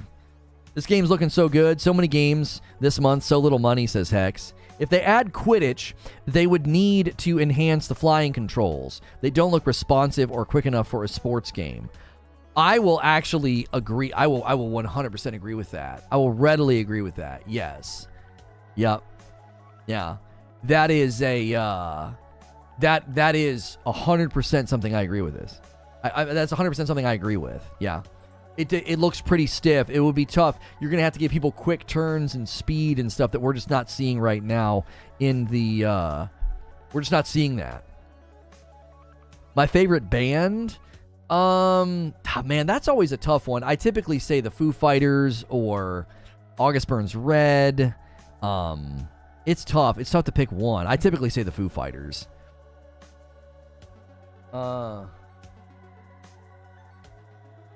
Honest take, I enjoyed it as I got better at the combat, but I don't see myself buying it for $70 at launch.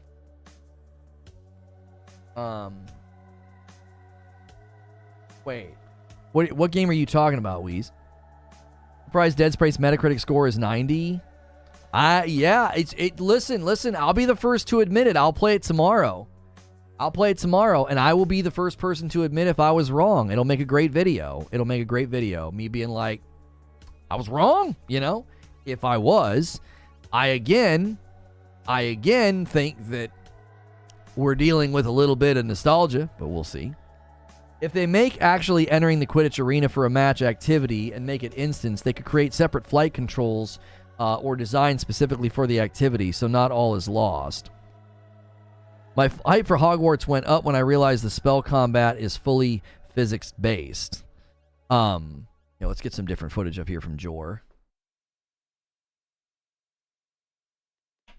Let's be honest, they're not really selling it for 70. Oh, they're selling Redfall for 70. Got it. My hope for Hogwarts went... Oh, I already read that. Sorry. I like screaming dragon shouts. My wife, not so much. Did you see that microphone you can, like, attach to your face that, like, makes it quiet for people around you? It's hilarious. Resident Evil 2 got a 91 and a 9. That's the bar. Yeah, I'm more interested in what users give it, Eugene. I really am. I don't know. YouTubers and review outlets, I just think it's so easy for nostalgia to just, I don't know. I'm not discounting what people are saying. Maybe it's great. It just, I never saw anything in the trailers that told me, oh yeah, that's $70 next-gen only remake. I never saw anything that said that. Your team Ravenclaw? Well, okay, I want to know two things from you guys right now. Number one, which Hogwarts Legacy house are you going to choose? And number two, are you going to replay it with other houses? Like, is that something that interests you? A Letter to the Future is brilliant, beautiful game about capturing memories that we just couldn't get enough of. Speaking of reviews, oh, Season's getting reviews now? When's that one come out, Barrier? Are you describing active noise cancellation for the people around you? Cone of silence? It's literally something you attach to your face, Zubair. It almost looks like a pop can that you, like, attach to your mouth and you speak into. Gryffindor, yes. Gryffindor, maybe. Slytherin, Ravenclaw for me. I'm playing both with Hufflepuff and Gryffindor, says Stephanie. I can redo the house. I have Hufflepuff. Slytherin and yes. Ravenclaw and yes. So a lot of people already know what house they're going to pick, and they've already determined as well that they will be playing it a second time. I got sorted into Hufflepuff. Ravenclaw and yeah, says Red Spiritus. I feel people may be too personally attached to their house, but they may play with different morals, says Masterclass. Right. They might be like, I don't know if I want to do that. I don't know if I want to play again on a different house. Like, if you'll feel like you're sort of betraying the house that you get sorted in. Slytherin, maybe. Raven for second. Why is the game so hyped? It looks 30 FPS and pop-in. There is pop-in in the open world. I will grant that. I never judge a game's performance by YouTube videos because it's like, I don't know. I don't know what they were able to capture at. I don't know what they were able to, tweak settings-wise. From what we saw for the PC requirements, Wheezy is more educated on PC stuff than me, and he assured me, as well as somebody else that was looking at it, that this game looks pretty well optimized for PC, which tells me you'll be able to get 60 FPS. Yes, I will be playing Hogwarts Legacy, 100%. I don't know how many days we'll get to play it, though. We are primarily a talk show channel. We love to do gameplay. Like when we did Forspoken the other day, we got really great response. People really liked it. I was goofy. I was making fun of it. And we got a lot of positive feedback from that stream. But generally speaking, when I try to go back to a game multiple times, that's when things start to go poorly. Like playing a game its first day or maybe the day after, like two, maybe 3 play sessions. Usually it's the third play session that's the true test of whether or not we can play a game long term. Obviously playing this game to completion would be a frickin' blast, as well as we got Diablo this summer that we want to put a lot of time into. So we'll see what the audience concludes and what the audience thinks. So if you're just tuning in, we are taking a look at Hogwarts Legacy new gameplay. We've got videos from Jor Raptor and MK Ice and Fire, or Fire and Ice, whichever it is. I always forget which it is.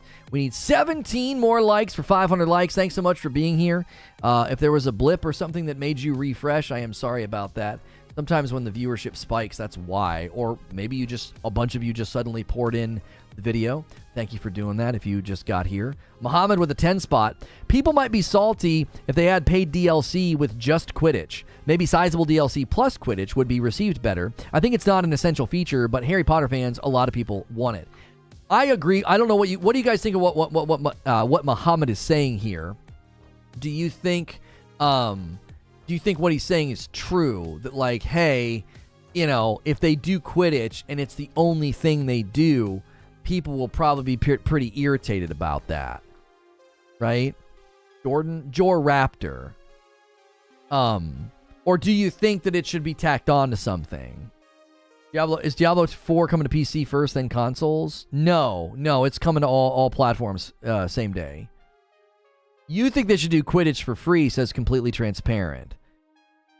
It's not a deal breaker, says Games We Love. An official Quidditch game is in the making. Wait, where'd you hear that?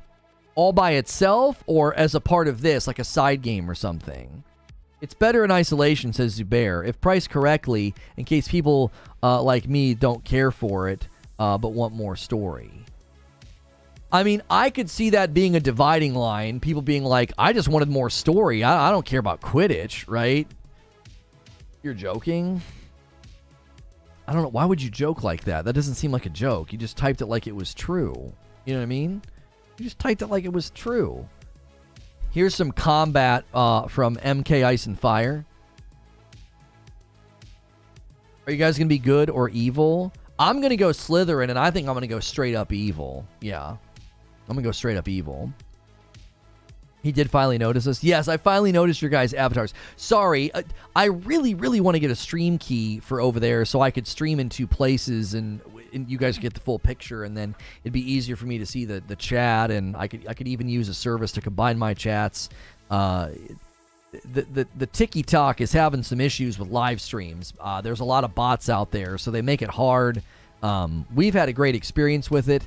I don't even notice if I get subs. Okay, we have 12 out of 21 subs. If you want to support us directly over here, it kind of helps us justify streaming over here. If we keep getting people to hit that star, 21's our next goal. We have 12 current members or subscribers. It's confusing because it's members on YouTube and it's subscribers on the Tik. Finally valid. Yes, you're valid now.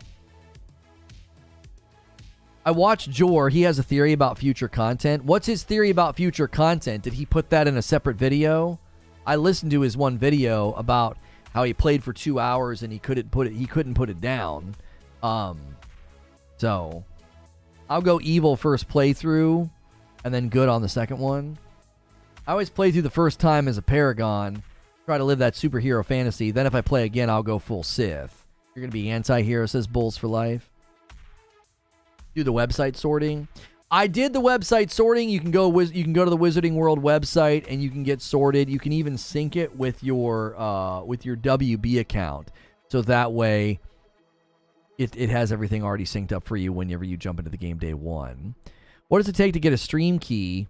I don't know a lot about streaming. No one knows. No one has an answer. There was some organization that was like, "Oh, if you fill out this form, we'll help you." I've not heard anything. I filled out the form. I, talked about how often that I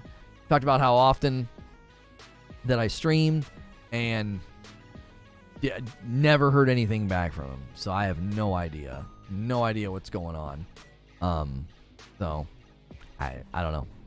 Like I said, I think there was a time where you could just straight up download the software and stream right from your PC, and now you can't do that. It's like they don't let you do it. I don't know what happened. I think they got overrun with bots. Tiffany says, I'm wary to sort early. I want to have the full first-time experience when I open it up. Well, yeah, I could actually understand that. I can understand that. I can understand saying, hey, I don't want to get sorted early. I want to experience it in the game. Because there is a sorting process in the game. Now, if you don't want to go with how you get sorted in the game, you can say, no, I want to pick. Like, if you get sorted in the game and they throw you into Hufflepuff and you're like, no, I want to go Ravenclaw, you can do that. You can just pick what you want. So getting sorted in the game probably is, more enjoyable for some people at least. Some people already know what they're doing and what they want to be, and they're ready to go day one. You can also import your Pottermore results. Yeah, that's what Tiffany's saying. She doesn't want to do that. She, it was a good moment. He did a double take and laughed. He did not expect it. I did not expect it. Yeah, I missed it. You think Hogwarts should have 3 different views like Red Dead Redemption 3? Red Dead Redemption 3? What are you talking about? Did you mean to put Red Dead Redemption 2? And I'm not sure what you mean by 3 different views. By the way, you can do the sorting on the game. The link is more to get the special robes. That's true. That's true. If you link it, you do get some special robes or whatever to put on in the game. Your wand transfers too.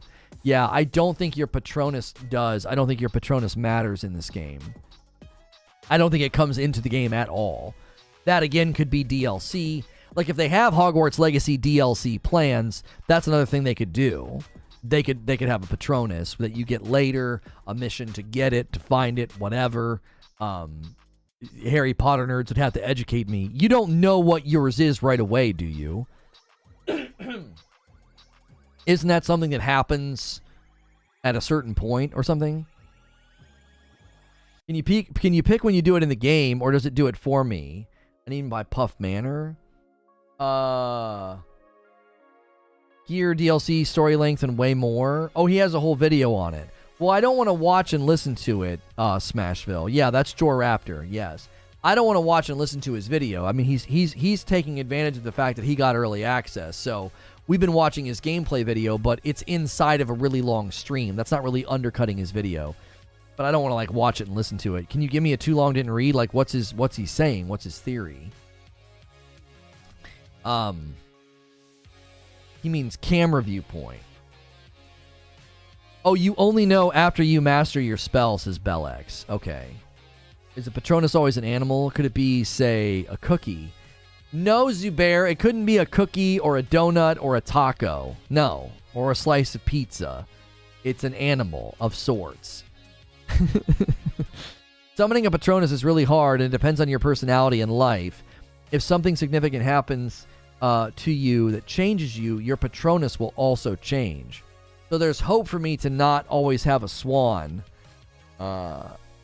as my Patronus, because I actually hate mine. Yeah, like a goose.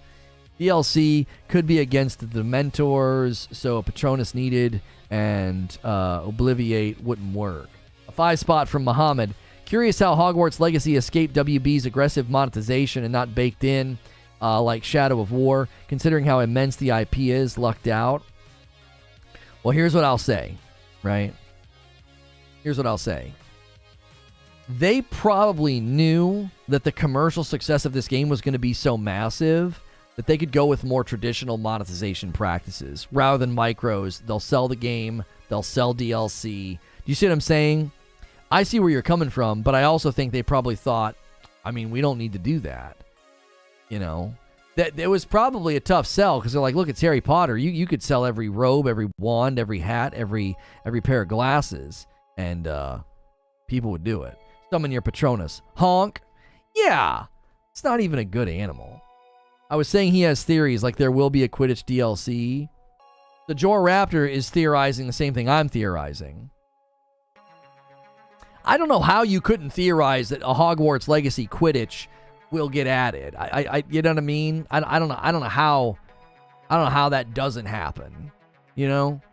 How does that not happen? Because it's like they literally built the field. They built the stadium. It just seems like, why would you not do it? You know? Oh, this is scheduled without. That won't be good for it. That won't be good for it. Creature, is that thing processed? I noticed it was going really slow in the background. I can't tell if it's been processed or not. Has both standard and HD been processed? Like, I know the back end's been really, really slow today. Hang on. There we go. I was having a lot of trouble this morning doing anything. I was like, my gosh, they must be doing more stuff. Funny how not treating customers like cash cows and respects leads to the game selling well. Predictions on sales numbers? I actually don't have predictions on sales numbers, but it will likely be the most... I wonder if it'll be the most commercially successful game this year. Because of selling on the Switch alone. You pick your own house, or will the sorting... The sorting hat will pick, but you can pick something else. Like if you get sorted into a house that you don't want, you can pick your own house. They let you do that. That question has been answered officially. If they can get Hogwarts Legacy gameplay to run well on the Nintendo Switch, I don't know if anything can compete with Hogwarts Legacy's commercial success this year. It'll be on so many platforms. Like, my concerns about performance is it's going to run real bad on old gen. But if they can get it to run really well on the Switch through the cloud or whatever, it's going to sell an insane amount. He talks about the shop, etc. You can't say Hogwarts is selling well because it doesn't have micro transactions. Yeah, I'll agree with that. I don't think we can jump to that conclusion. Hogwarts Legacy is going to sell incredibly well and be very commercially successful because of Harry Potter. Like, I don't think anybody's looking at it and thinking like, oh, it's going to be amazing because there's no micros. Like, they really early on said no microtransactions, and that's awesome. But I don't think that's why it's going to do very well. That's not the reason for its success. Hogwarts Legacy will easily be the best-selling game overall, multi-plat and a huge IP. I think micros will come later. I don't think so. How do you have Hogwarts but no Quidditch? It should be in the game. Well, they built the stadium, and apparently, according to leaks, they were planning on building it, and they had built parts of it, and then it got scrapped. So I think it gets added later. You can still sync your accounts and get the free content from Pottermore. You don't have to use what was picked out for you. It'll ask you beforehand when choosing your house and character creation. Thank you for that information, Angriest Chris. I would love to see a competition between two Chris's claiming to be the angriest Chris. No, I'm the angriest Chris. No, I'm the... You're going to hurt yourself. Chris, you're going to hurt yourself. Stop. And he just has an aneurysm and dies. And then the competition's over. Winner by default. That's dark. It got dark. That got dark really fast. Your name just took us to a dark place, Chris. What a kill count your character will have before they even turn 18. No one can maintain this level of anger. Stop it, Chris. No one can maintain this level of anger. Chris, no. Don't forget to drop some likes. Thank you, Goddess, for telling everybody. Yeah, get us to 15,000. Is there another game coming out this year that is as big of an IP? Well, Star Wars Jedi Survivor, I would say Star Wars as an IP could rival Harry Potter, but Star Wars is next gen only, so it's going to be a much more limited release.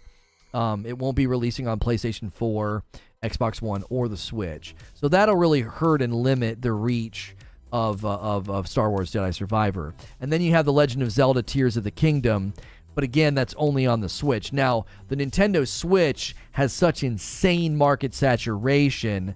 I think that game will likely be the second most commercially successful game this year. And then I think it's going to be, you're not going to be able to measure the commercial success of Starfield because Starfield's going to be played by so many people on Game Pass. There's 25 million, there's somewhere between 25 and 30 million people that will not have to buy Starfield at full price. So the commercial success of Starfield is going to be impossible to measure accurately because you don't have to buy. So many people don't have to buy it. And then there's Spider-Man 2, which will be very commercially successful, but again limited to just the PS5. That's going to hurt its total sales. And then you have Final Fantasy 16, which will also struggle. Not struggle, it also isn't going to be able to have that level of commercial success because of being limited to one platform. Oh, obviously, the WWE 2K23 will overtake Hogwarts. Oh, yeah. Oh, my gosh, yes. Yeah, Resident Evil 4 will do okay. First, I think Starfield will flop. No, I don't think it'll flop. I have a video coming. It's my review of the showcase yesterday, and I addressed some of the new rumors about Starfield and its timing in that video. Because it's obviously related to Microsoft and their showing at the Developer Direct in 2023. So, yeah. Diablo 4. Oh, yeah. Diablo 4. You know, ooh, it's tough. It's tough. Harry Potter hitting the Nintendo Switch really changes it just changes everything. Being able to play a Harry Potter video game on the Switch, if they can get it to run well I just don't know. Yeah, Diablo 4 is going to be on consoles at launch. Excuse me. Excuse me. Sorry. Yeah, I don't know. Diablo 4 will be easily in second or first place for commercial success. Total quantity of sales. Yeah. Harry Potter will outsell Diablo 4 with 0 issue. I just don't know, though. Diablo 4, its global popularity and PC sales are gonna be insane. It's the Nintendo Switch. It's the Nintendo Switch that just changes everything. Got it. I was like, I got like a little scratch and I can't get rid of it. You think Diablo beats Final Fantasy? Oh, yes, because Diablo's not limiting its reach. Final Fantasy is. Final Fantasy 16 is going to limit its reach. That's going to affect its quantity of sales. Totally. Diablo will beat Final Fantasy 16 quantity-wise. Yes.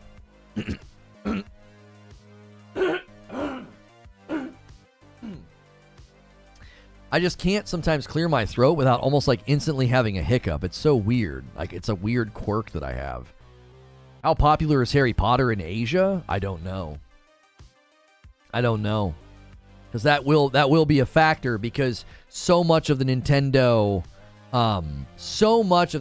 Switch told you. So much of the Nintendo Switch saturation is in Asia. It is. So, is that going to hamper potential sales? I don't know. I truly don't. It's one of those things where the demographics and the popularity of Diablo 4 is pretty much like everywhere, I would love to see a death battle measure the physics of Chris punching the boulder. Oh, no. My prediction is this will be the top-selling game just on the name alone, says Omega. I don't think Armored Core is going to be some crazy Lono hiccup. Yeah, we need a Lono hiccup emoji. Keep in mind that Diablo might not be available in China. I'm sure Hogwarts will be. Yeah, I forgot about that. I really did. Diablo being limited in that market will hurt its total commercial sales and reach for sure. Sounds like a Friday. Either this or Starfield will top the charts. I think the dilemma you're going to run into Starfield with like its commercial success, its total quantity of sales is, number one, you won't be able to measure it because of Game Pass. And number two, I don't know how well a Bethesda title and Starfield will appeal to the Asian market. Do you know what I mean? You think Zelda Tears of the Kingdom will be the highest selling game this year? I don't know, Josh, because just only being on one system, I know Nintendo Switch saturation is bonkers. I know the Asian market's going to just absolutely gobble it up, but I do not know about being limited to one platform. Hogwarts hits 50 million. Oh, I don't know about that. That seems insanely high. 50 million? Aren't some of the most popular franchises in the 40 million range? It'd be dope if From Software had back-to-back Game of the Year. PlayStation accounts for a very, very large portion of the Bethesda RPG sales, says Eugene. Oh, really? That doesn't sound too promising for Starfield's commercial success. It's not even on the PlayStation. I think Zelda's technically bigger in the West. Really? Where's Wheezy? Is that true? Is The Legend of Zelda more popular in the West than in Asia? That doesn't seem right. Animal Crossing has sold more than any PlayStation exclusive ever. I think Zelda will be the best console exclusive, at least if not the best selling overall. Zelda is one of the bigger sellers in Asia, says Smashville. Yeah, I don't know. Like, okay, if what is being stated about Animal Crossing is true from Denver, then I think The Legend of Zelda Tears of the Sun stands to be right at the top with everybody. It'll be hard to overtake. It will. The Nintendo Switch is just, it's insane how much it's dominated the market. It's insane. I'm just worried that it's too hyped, that it'll come out bugged, says Rex. Will we see Last of Us 3? I believe you will eventually see a Last of Us 3, yes. I think the success of the TV show is going to create a very, very strong impetus for that to happen. Yeah. Tears of the Sun. Did I say Tears of the Sun again? I keep doing that. Tears of the Kingdom. I don't know why I do that. I really like Monica Bellucci, okay? I think she's beautiful. So I just have to keep promoting her movie. Isn't that her movie with Bruce Willis? Do you play Hogwarts now or not? I will play Hogwarts Legacy, yes. If you want to watch me play it, you'll probably have to watch me when it comes out on YouTube at my Reforge Gaming channel, yes. I think Animal Crossing just came out at the perfect time, says Skylar. Being the beginning of the sickie and not many games dropping, yeah. Bruce is sick. Yeah, he's not acting anymore. Hiccups, are you growing? Yeah, I'm going through puberty. My voice is going to get lower. Yeah. Who doesn't like Monica Bellucci? I don't know. Black. I stopped myself. I don't want to deal with a cancel mob. I don't. That would have been such a good joke, though. Oh, that was such a good joke. Why are people so sensitive? Say it. No. It's too late. It won't even be that funny now. It would have been funny in the moment. It would have been funny in the moment as an authentic, like just genuine answer. Good morning. 10 minutes on your hood pass? Your hood pass won't save me, Abe. It won't save me. Somebody said, who doesn't like Monica Bellucci? I was going to say, I don't know, blind people? It's not funny now, though. I just don't feel like dealing with the cancel mob. They're like, that's insensitive and hateful. I actually think that they would probably think it's funny. They would probably think it's funny.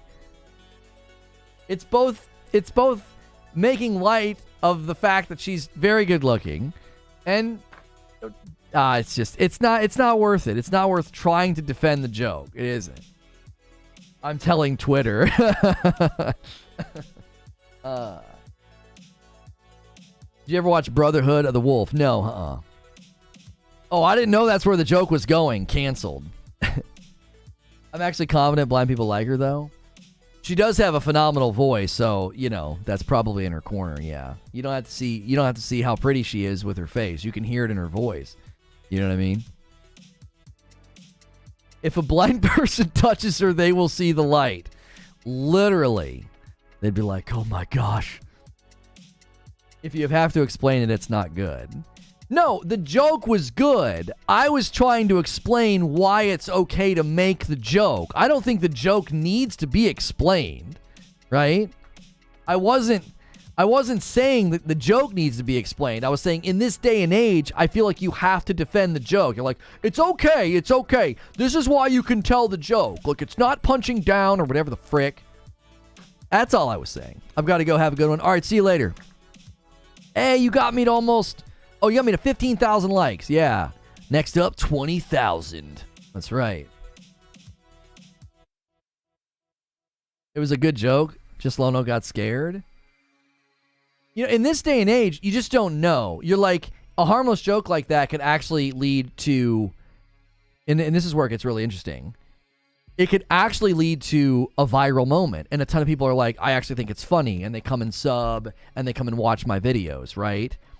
But then what that does is that creates an idea that, then people will intentionally make jokes like that to try to have a viral moment. They want to be attacked. They want to be canceled. You know what I mean? I've been personally attacked as a person who wears glasses. I'm practically blind.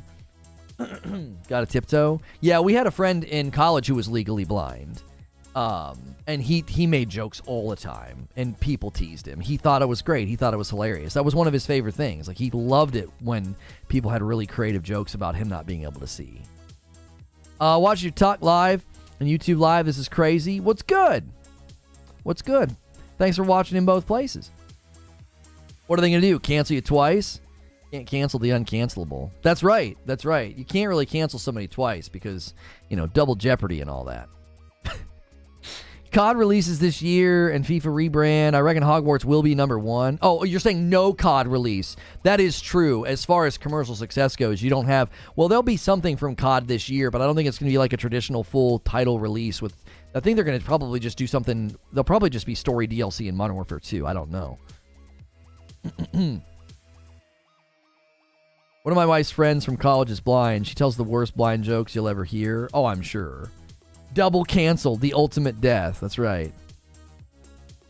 Yeah, DLC apparently for COD. Yeah. But no official, like, box release of a COD, if that makes sense.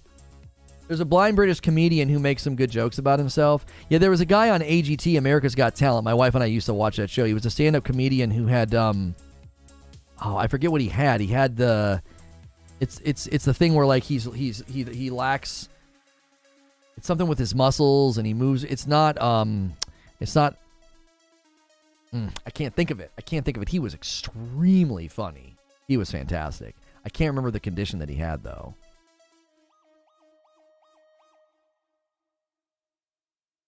If you're double canceled, are you back on? All right. Muscular dystrophy? No.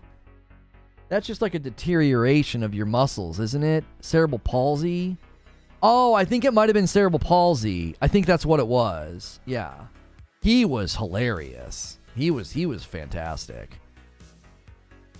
How they haven't got a Quidditch multiplayer mode in the game is mind-boggling. Well, here's the thing. In this game, they've built... Hogwarts Legacy Quidditch, I believe, is coming. The Quidditch stadium is in the game. And I don't know. People are going to be like, well, they built it to be accurate. I'm like, yeah, okay. Sure. If a community of canceled people cancel you, does that mean you go back to Gen Pop? Yeah, I don't know, John. I don't know. All the people that canceled me are too busy eating each other right now and consuming each other and calling each other terrible names because they want to support Hogwarts. I guess if you write for Forbes, though, you're allowed to, and no one will come after you because, hypocrisy is a badge of honor over there. Your mind doesn't connect to your body? Hi, Zubair. This is Tom from IT. Did you download 7 gig of pictures of Monica Bellucci this morning? Oh, no, it's not a problem. Everyone does it eventually. We just wanted to be sure it was you.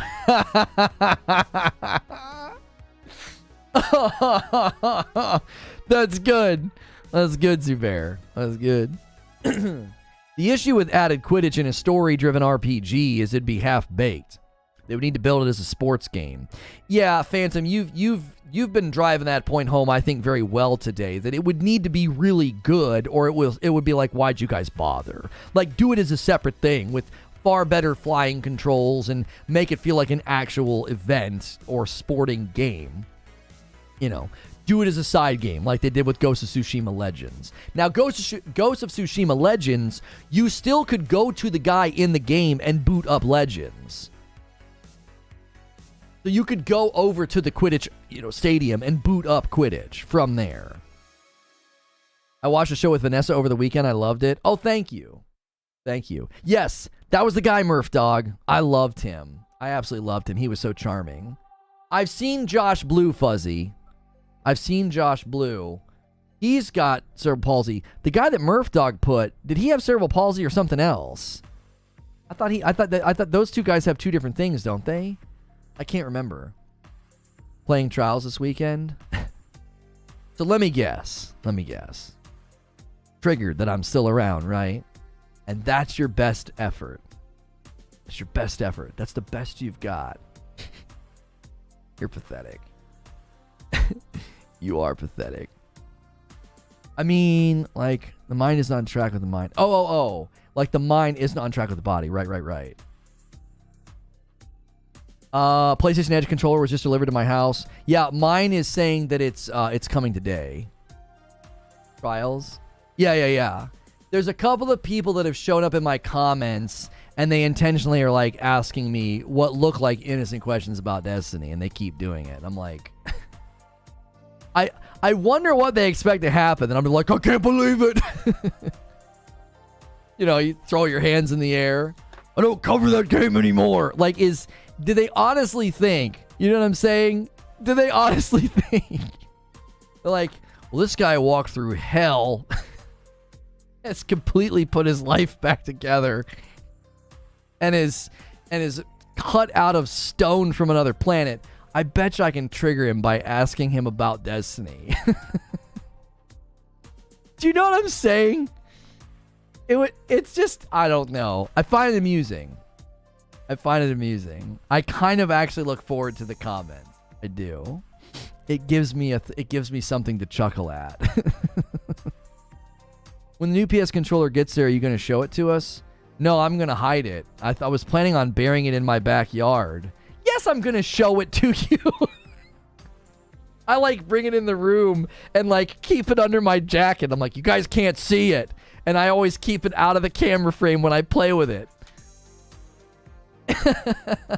Yes, I'll show it to you.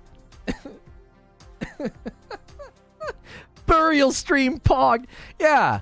I'm not gonna let you guys see this. I mean, I know I'm a gaming channel, and I brought a brand new gaming peripheral, but I don't have any plans to show it to you. Best part about D2 was when I first booted it up, and it shows when you did Ravels to run raids. I ran Vault of Glass for the first time on D1 with you guys. Oh no way!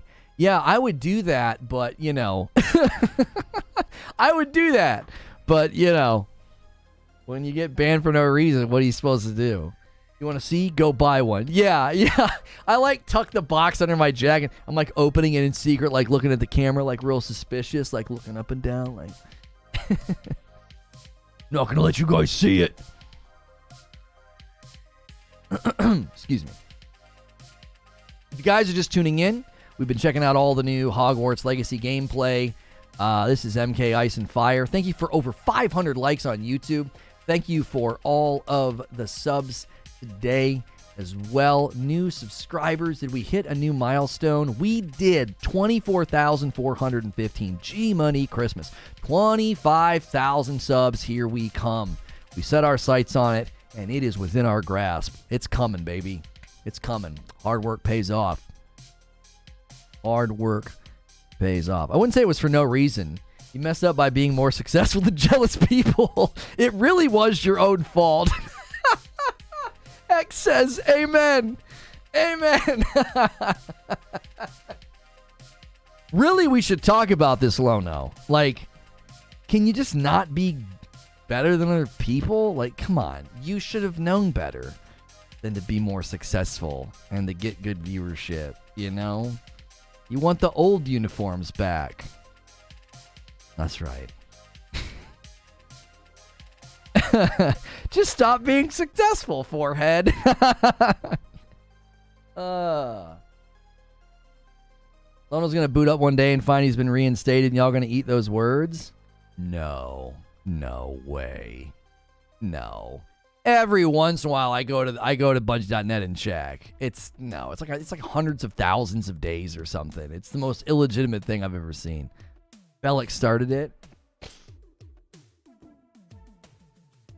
There are other gameplays from other content creators. Did you see it? Yeah, I know that MK Ice and Fire. I know MK Ice and Fire, and I know Joe Raptor don't get weird if you use their footage.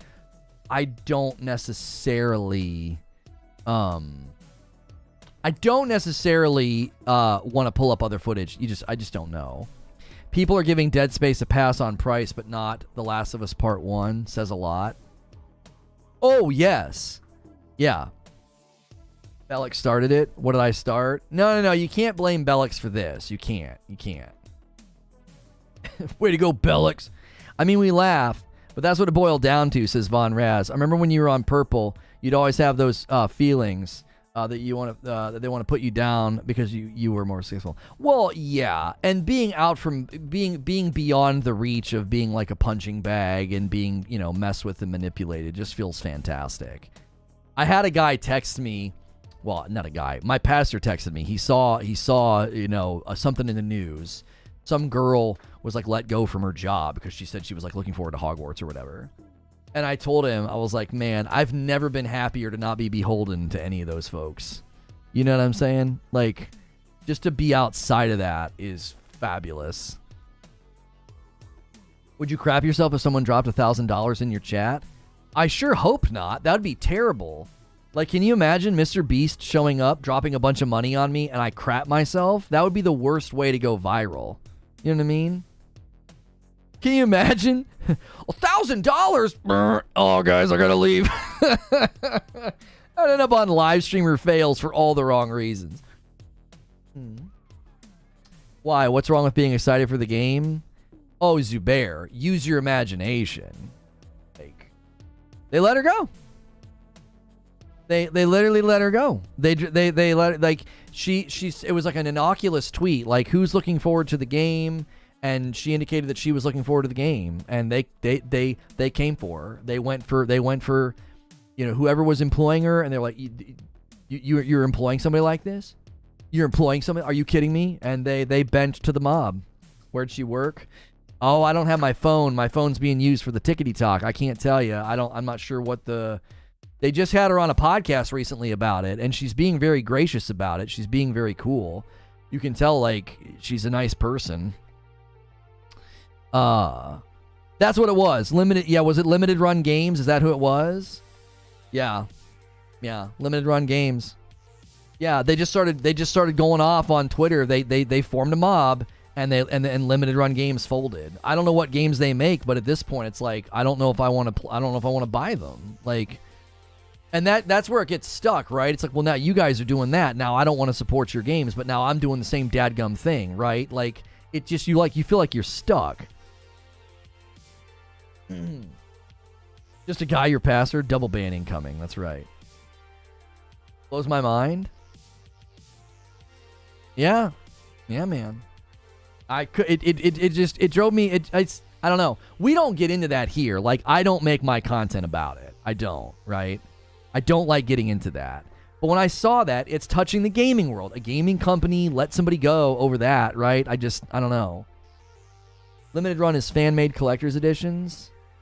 Oh, I don't know what they do. I don't know what games they make. I just saw it and couldn't believe it. I was like, why? Like, that was one of my questions. I was like, well, what about the guy who's the community manager? He seems like a really nice guy. What about all the engineers? What about the voice actors? What about all the people that worked on this game? Like, I just don't get it. It's like, your view is so extreme. It just doesn't seem to work for the real world. It doesn't seem to work for real life. Like, all these poor people feeling like they're going to get attacked or mobbed or destroyed or have their livelihood taken from them. It's like, it's insanity.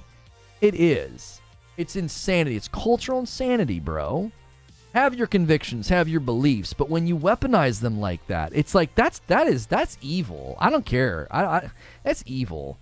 There is nothing virtuous about it at all. There's nothing about it is virtuous. You will never convince me otherwise. Anyone explain what happened? So she worked for Limited Run Games, and she sent like the most innocuous. She did not send like this big, like, I'm going to support the game and you can suck it. She was just like, who's excited about the game? Like, it was a generic tweet where she indicated she was looking forward to the game, and they came for her. So it's like, oh, and they let her go. She lost her job. That's all it took. Expressing excitement about Hogwarts Legacy. The lack of self-awareness is just amazing to me. It just is. It's like, we're going to solve violence in the world. How? We're going to hit people in the face with a bat. What? That seems completely counterproductive. If your virtue drives you to cause pain to others, it isn't virtue. Pretty straightforward. That's right. It's that simple. I don't have any problem with people having their own convictions. You've got your convictions, right? And you believe things that drive you to either not support something or not support a certain person. That's totally fine. But, like, I saw a guy who has over 500,000 subs on YouTube, and behind him is just Harry Potter books galore, and his channel is centered around the world of Harry Potter, right? Now, according to these people, this guy should basically bankrupt himself. He should basically completely jettison his entire career, his passion, his livelihood, his life, essentially. he should essentially, metaphorically, self-delete. Just get rid of all of it. It's like, what? I don't understand. What is a guy like this supposed to do? How is it on him? How is that imperative? How is that responsibility on him? It's just insane to me. You got the movies coming out, right? You got Fantastic Beasts. It's nuts, man. It's nuts. I'm telling you, it's so much of it is just, it's mentally unstable, insecure people that latch on to anything like a drug in a moment so they can inject it into their veins and they don't care about the repercussions and the damage. Like a drug addict that doesn't think about the fact that their teeth are falling out. That's what these people are. They are addicts of momentary virtue, and they just have to do it. They're addicted at this point, and they can't stop. And they don't care who they hurt in the process, just like a drug addict doesn't care. It's a condition at this point. It's a mental condition at this point. It is. They don't see it. They don't see themselves, and they don't see what they're doing to other people. It's just pathetic and sad. I appreciate that, Limitless Gaming. Thank you for the $5 tip. I was never going to make a video about this. I was never going to do a thumbnail and a title, but at 30,000 feet, I think we can say this is absolutely abhorrent what people are doing. It is abhorrent and evil. You are not a virtuous person. You are a nasty, evil person. You're not doing anything good for culture, and you certainly aren't winning people to your side with a baseball bat to somebody's face because they don't agree with you. It is a tyrannical view of friendship. That's what I've always said. It's a tyrannical view of friendship. You better agree with everything I think, or you're out. You're done. You're blocked. You're metaphorically dead to me. That's a tyrannical view of friendship. You're engaging with your relationships like a tyrannical leader. Golly, it's dark. It is darkness. It is darkness. Yeah, that's what I'm saying, Zen. I'm going to remove that from chat. We are not debating that. We are not talking about that. We're not. Yeah, you guys are coming down from 30,000 feet. Stop it. You don't need to do that. We're not debating the particulars of what people think and believe. We're talking about behavior and whether or not you can play this game. Fair enough. I appreciate that. I appreciate you seeing that we can't go there. Thank you. Talking about this guy? No. Somebody put a video of him in our Discord last night, and somebody said, oh, he keeps dying, and somebody said, oh, he's not a gamer. I forget the name of his channel. He seemed just elated to be playing the game. Like, I was so happy for him. I was like, look at what this guy has done. He has built a legacy covering Harry Potter. 500,000 subscribers. Just a massive channel. And it's like, what's he supposed to do? You know?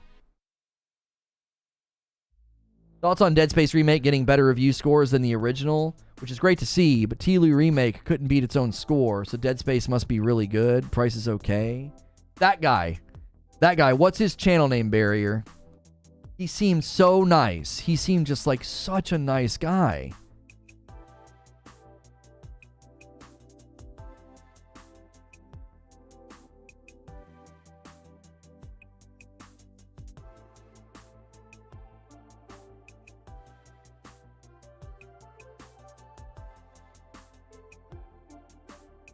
Back on topic, the game looks nice. Not a Harry Potter fan personally, but I'm interested in it.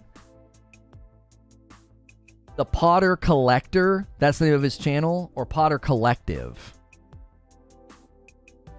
I don't want to click on it, because anytime I click on videos like that, like, it causes me to, like, buffer or drop frames. Is it the Potter Collector? Collector. Yes. He seemed like such a genuinely nice dude. I was like, this guy is so nice. I don't understand what is he supposed to do with his livelihood according to this nonsense tribalism? Like, what's he supposed to do? As a trans person, there's definitely a way you're allowed to play the game, in my opinion. Well, I appreciate that. Not a Harry Potter fan, but kind of interested in the game. Maybe just to show to my wife. I wish it had co-op for that reason. You know what I mean? I wish it had co-op for that reason. I'd love to play this game with my wife. Did you play that game that randomly dropped on Game Pass? I did not have time to check it out, but we had a lot of people in our Discord that said that it's so fun. Hi-Fi Rush. Hi-Fi Rush. Yeah. People said it's really, really fun.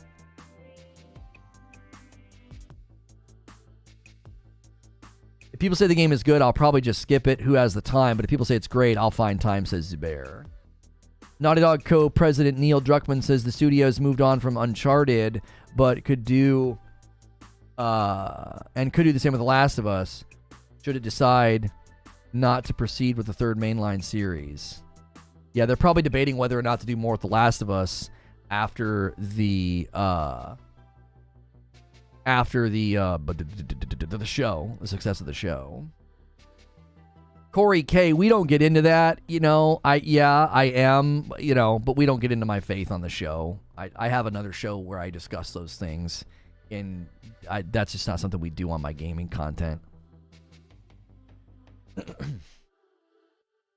Biggest channel on Harry Potter is Brazilian, and people try to do the same with him, and he definitely put an end to it in the beginning of the cancellation movement.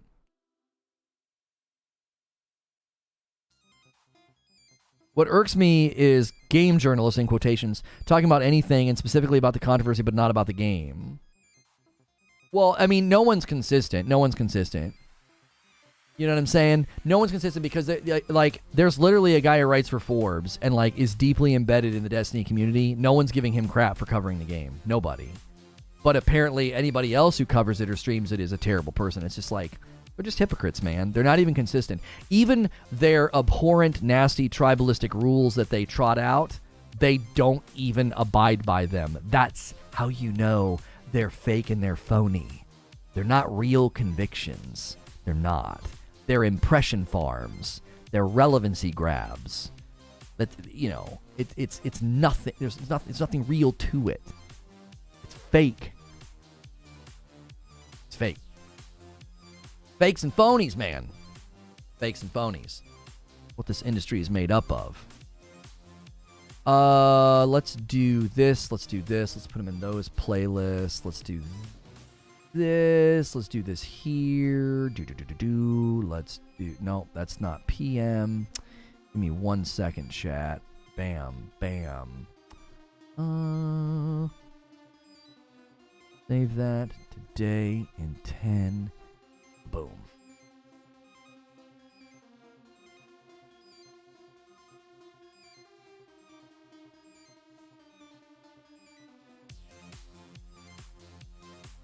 That guy said, I appreciate you deleting that comment and calling it out, but the fact that that person is still here and you continue reading his other comments means the stream's not for me. Peace out for now. I'm sorry that your idea of safety is that fragile, because you are safe to hang out here and enjoy yourself. As long as nobody in chat is attacking somebody else, then they're allowed to stay. He immediately stopped saying those things. So, your version of tolerance is, I don't know, it's paper thin. I don't know. If that's what it takes for you to feel safe, then you're right. You won't feel safe here because you're too fragile. And yeah, that's a shot. I think some people are just too fragile for the internet. You're too fragile for real life. Brittle spirits. Brittle spirits. You're short-circuiting your own pathway to human flourishing. I don't know how a person can flourish and just be willingly so fragile and sensitive. All right, let me set this up.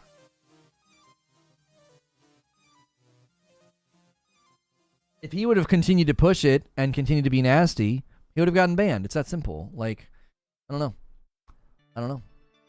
I think that level of fragility is a pitiable existence. I think it's pitiable.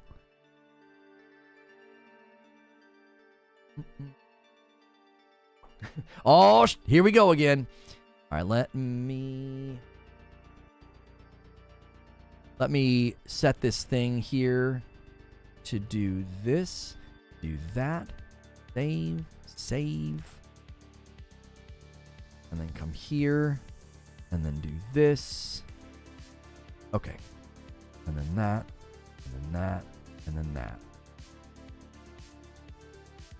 You're bad for not caving to public pressure. Don't ever change. I mean, if there's one thing I've learned in the last, 2 years plus dealing with cancel mobs, dealing with toxic, dishonest people, is that when you stand up for yourself, they run for the hills because they're cowards. They are toothless dogs that bark a lot and have no bite. And the minute you realize that, the minute they have no power, their power it's immaterial like fog. All you got to do is put light on it and it evaporates.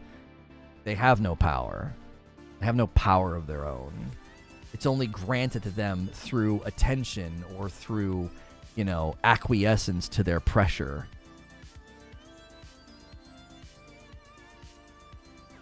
Don't give him too much credit. Lono almost broke when his umbrella pooped the bed. Yeah, that frickin' umbrella. Frickin' umbrella. I've always said it, man. There's that episode of Comedians in Cars Getting Coffee, and Ricky Gervais says you're immediately more interesting when you are beholden to no one. And that is a mantra that I have followed. I'm not beholden to you. I'm not. And I'm never going to structure my business around being worried about somebody being like, are you going to work with that guy? I'm not structured around that. And if companies cower, to that pressure, that's fine. That's their choice to hand somebody the keys to a jail cell and to restrict what they can do and who they can work with and what they can say. I won't do it. I won't do that. You don't get to hold the keys to anything in my life. So, it's that simple. It's that simple.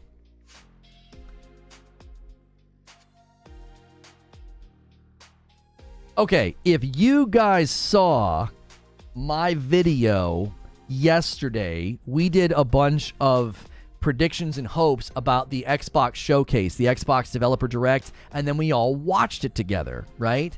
I have a review of it, the good, the bad, and the future of Xbox. Can you guys do me a favor? Could I get 30 more likes on YouTube? Make sure and smash that thumbs up button. I appreciate you guys so much. We just had a really, really great stream for 2.5 hours covering all the latest Hogwarts Legacy gameplay. I'm now going to send you to a premiere of my thoughts, my reaction to the Xbox Developer Direct. When that video is over, it's going to redirect us to all hang out as members. If you're not a member, become one. It's $5. You get into my members-only Discord, and you can continue hanging out with me during these breaks when I take my lunch. It's kind of a behind the scenes. You can discuss my latest upload with me. And then we'll be back in the afternoon for a live show about the day before. So we're cranking out content every day of the week. This is only the first show of the day. If you want to stay with me, click that join button, click that $ button at the bottom of the chat, and become a member. That way you can enjoy everything that we're doing. That way you can get into the Discord. Right now we've had 31 new members today. These are mostly gifted. Sometimes we do like Operation Gray Name and we start gifting like crazy at the end of a stream. If you guys want to do that, I'll give you like 2 minutes to do it, but then we got to bounce. We got to get over here to this premiere and get everybody in there. It premieres in 4 minutes. And so I'm going to send you guys over there in a little less than that so you guys can get over there and get ready. Hi-Fi is Xbox's best first-party game. So yeah, I'm going to talk about all of that in this video. So it's going to go live. It's like 10 minutes. It's me walking through. I actually can't remember. How long is it? It's 15 minutes. A 15-minute video. The good and the bad from the showcase, and what I'm looking for. I do address the fact that like Forza Motorsport didn't have a release date, but it might get one today. They are doing a stream today. I'm not really sure if that's going to happen or not.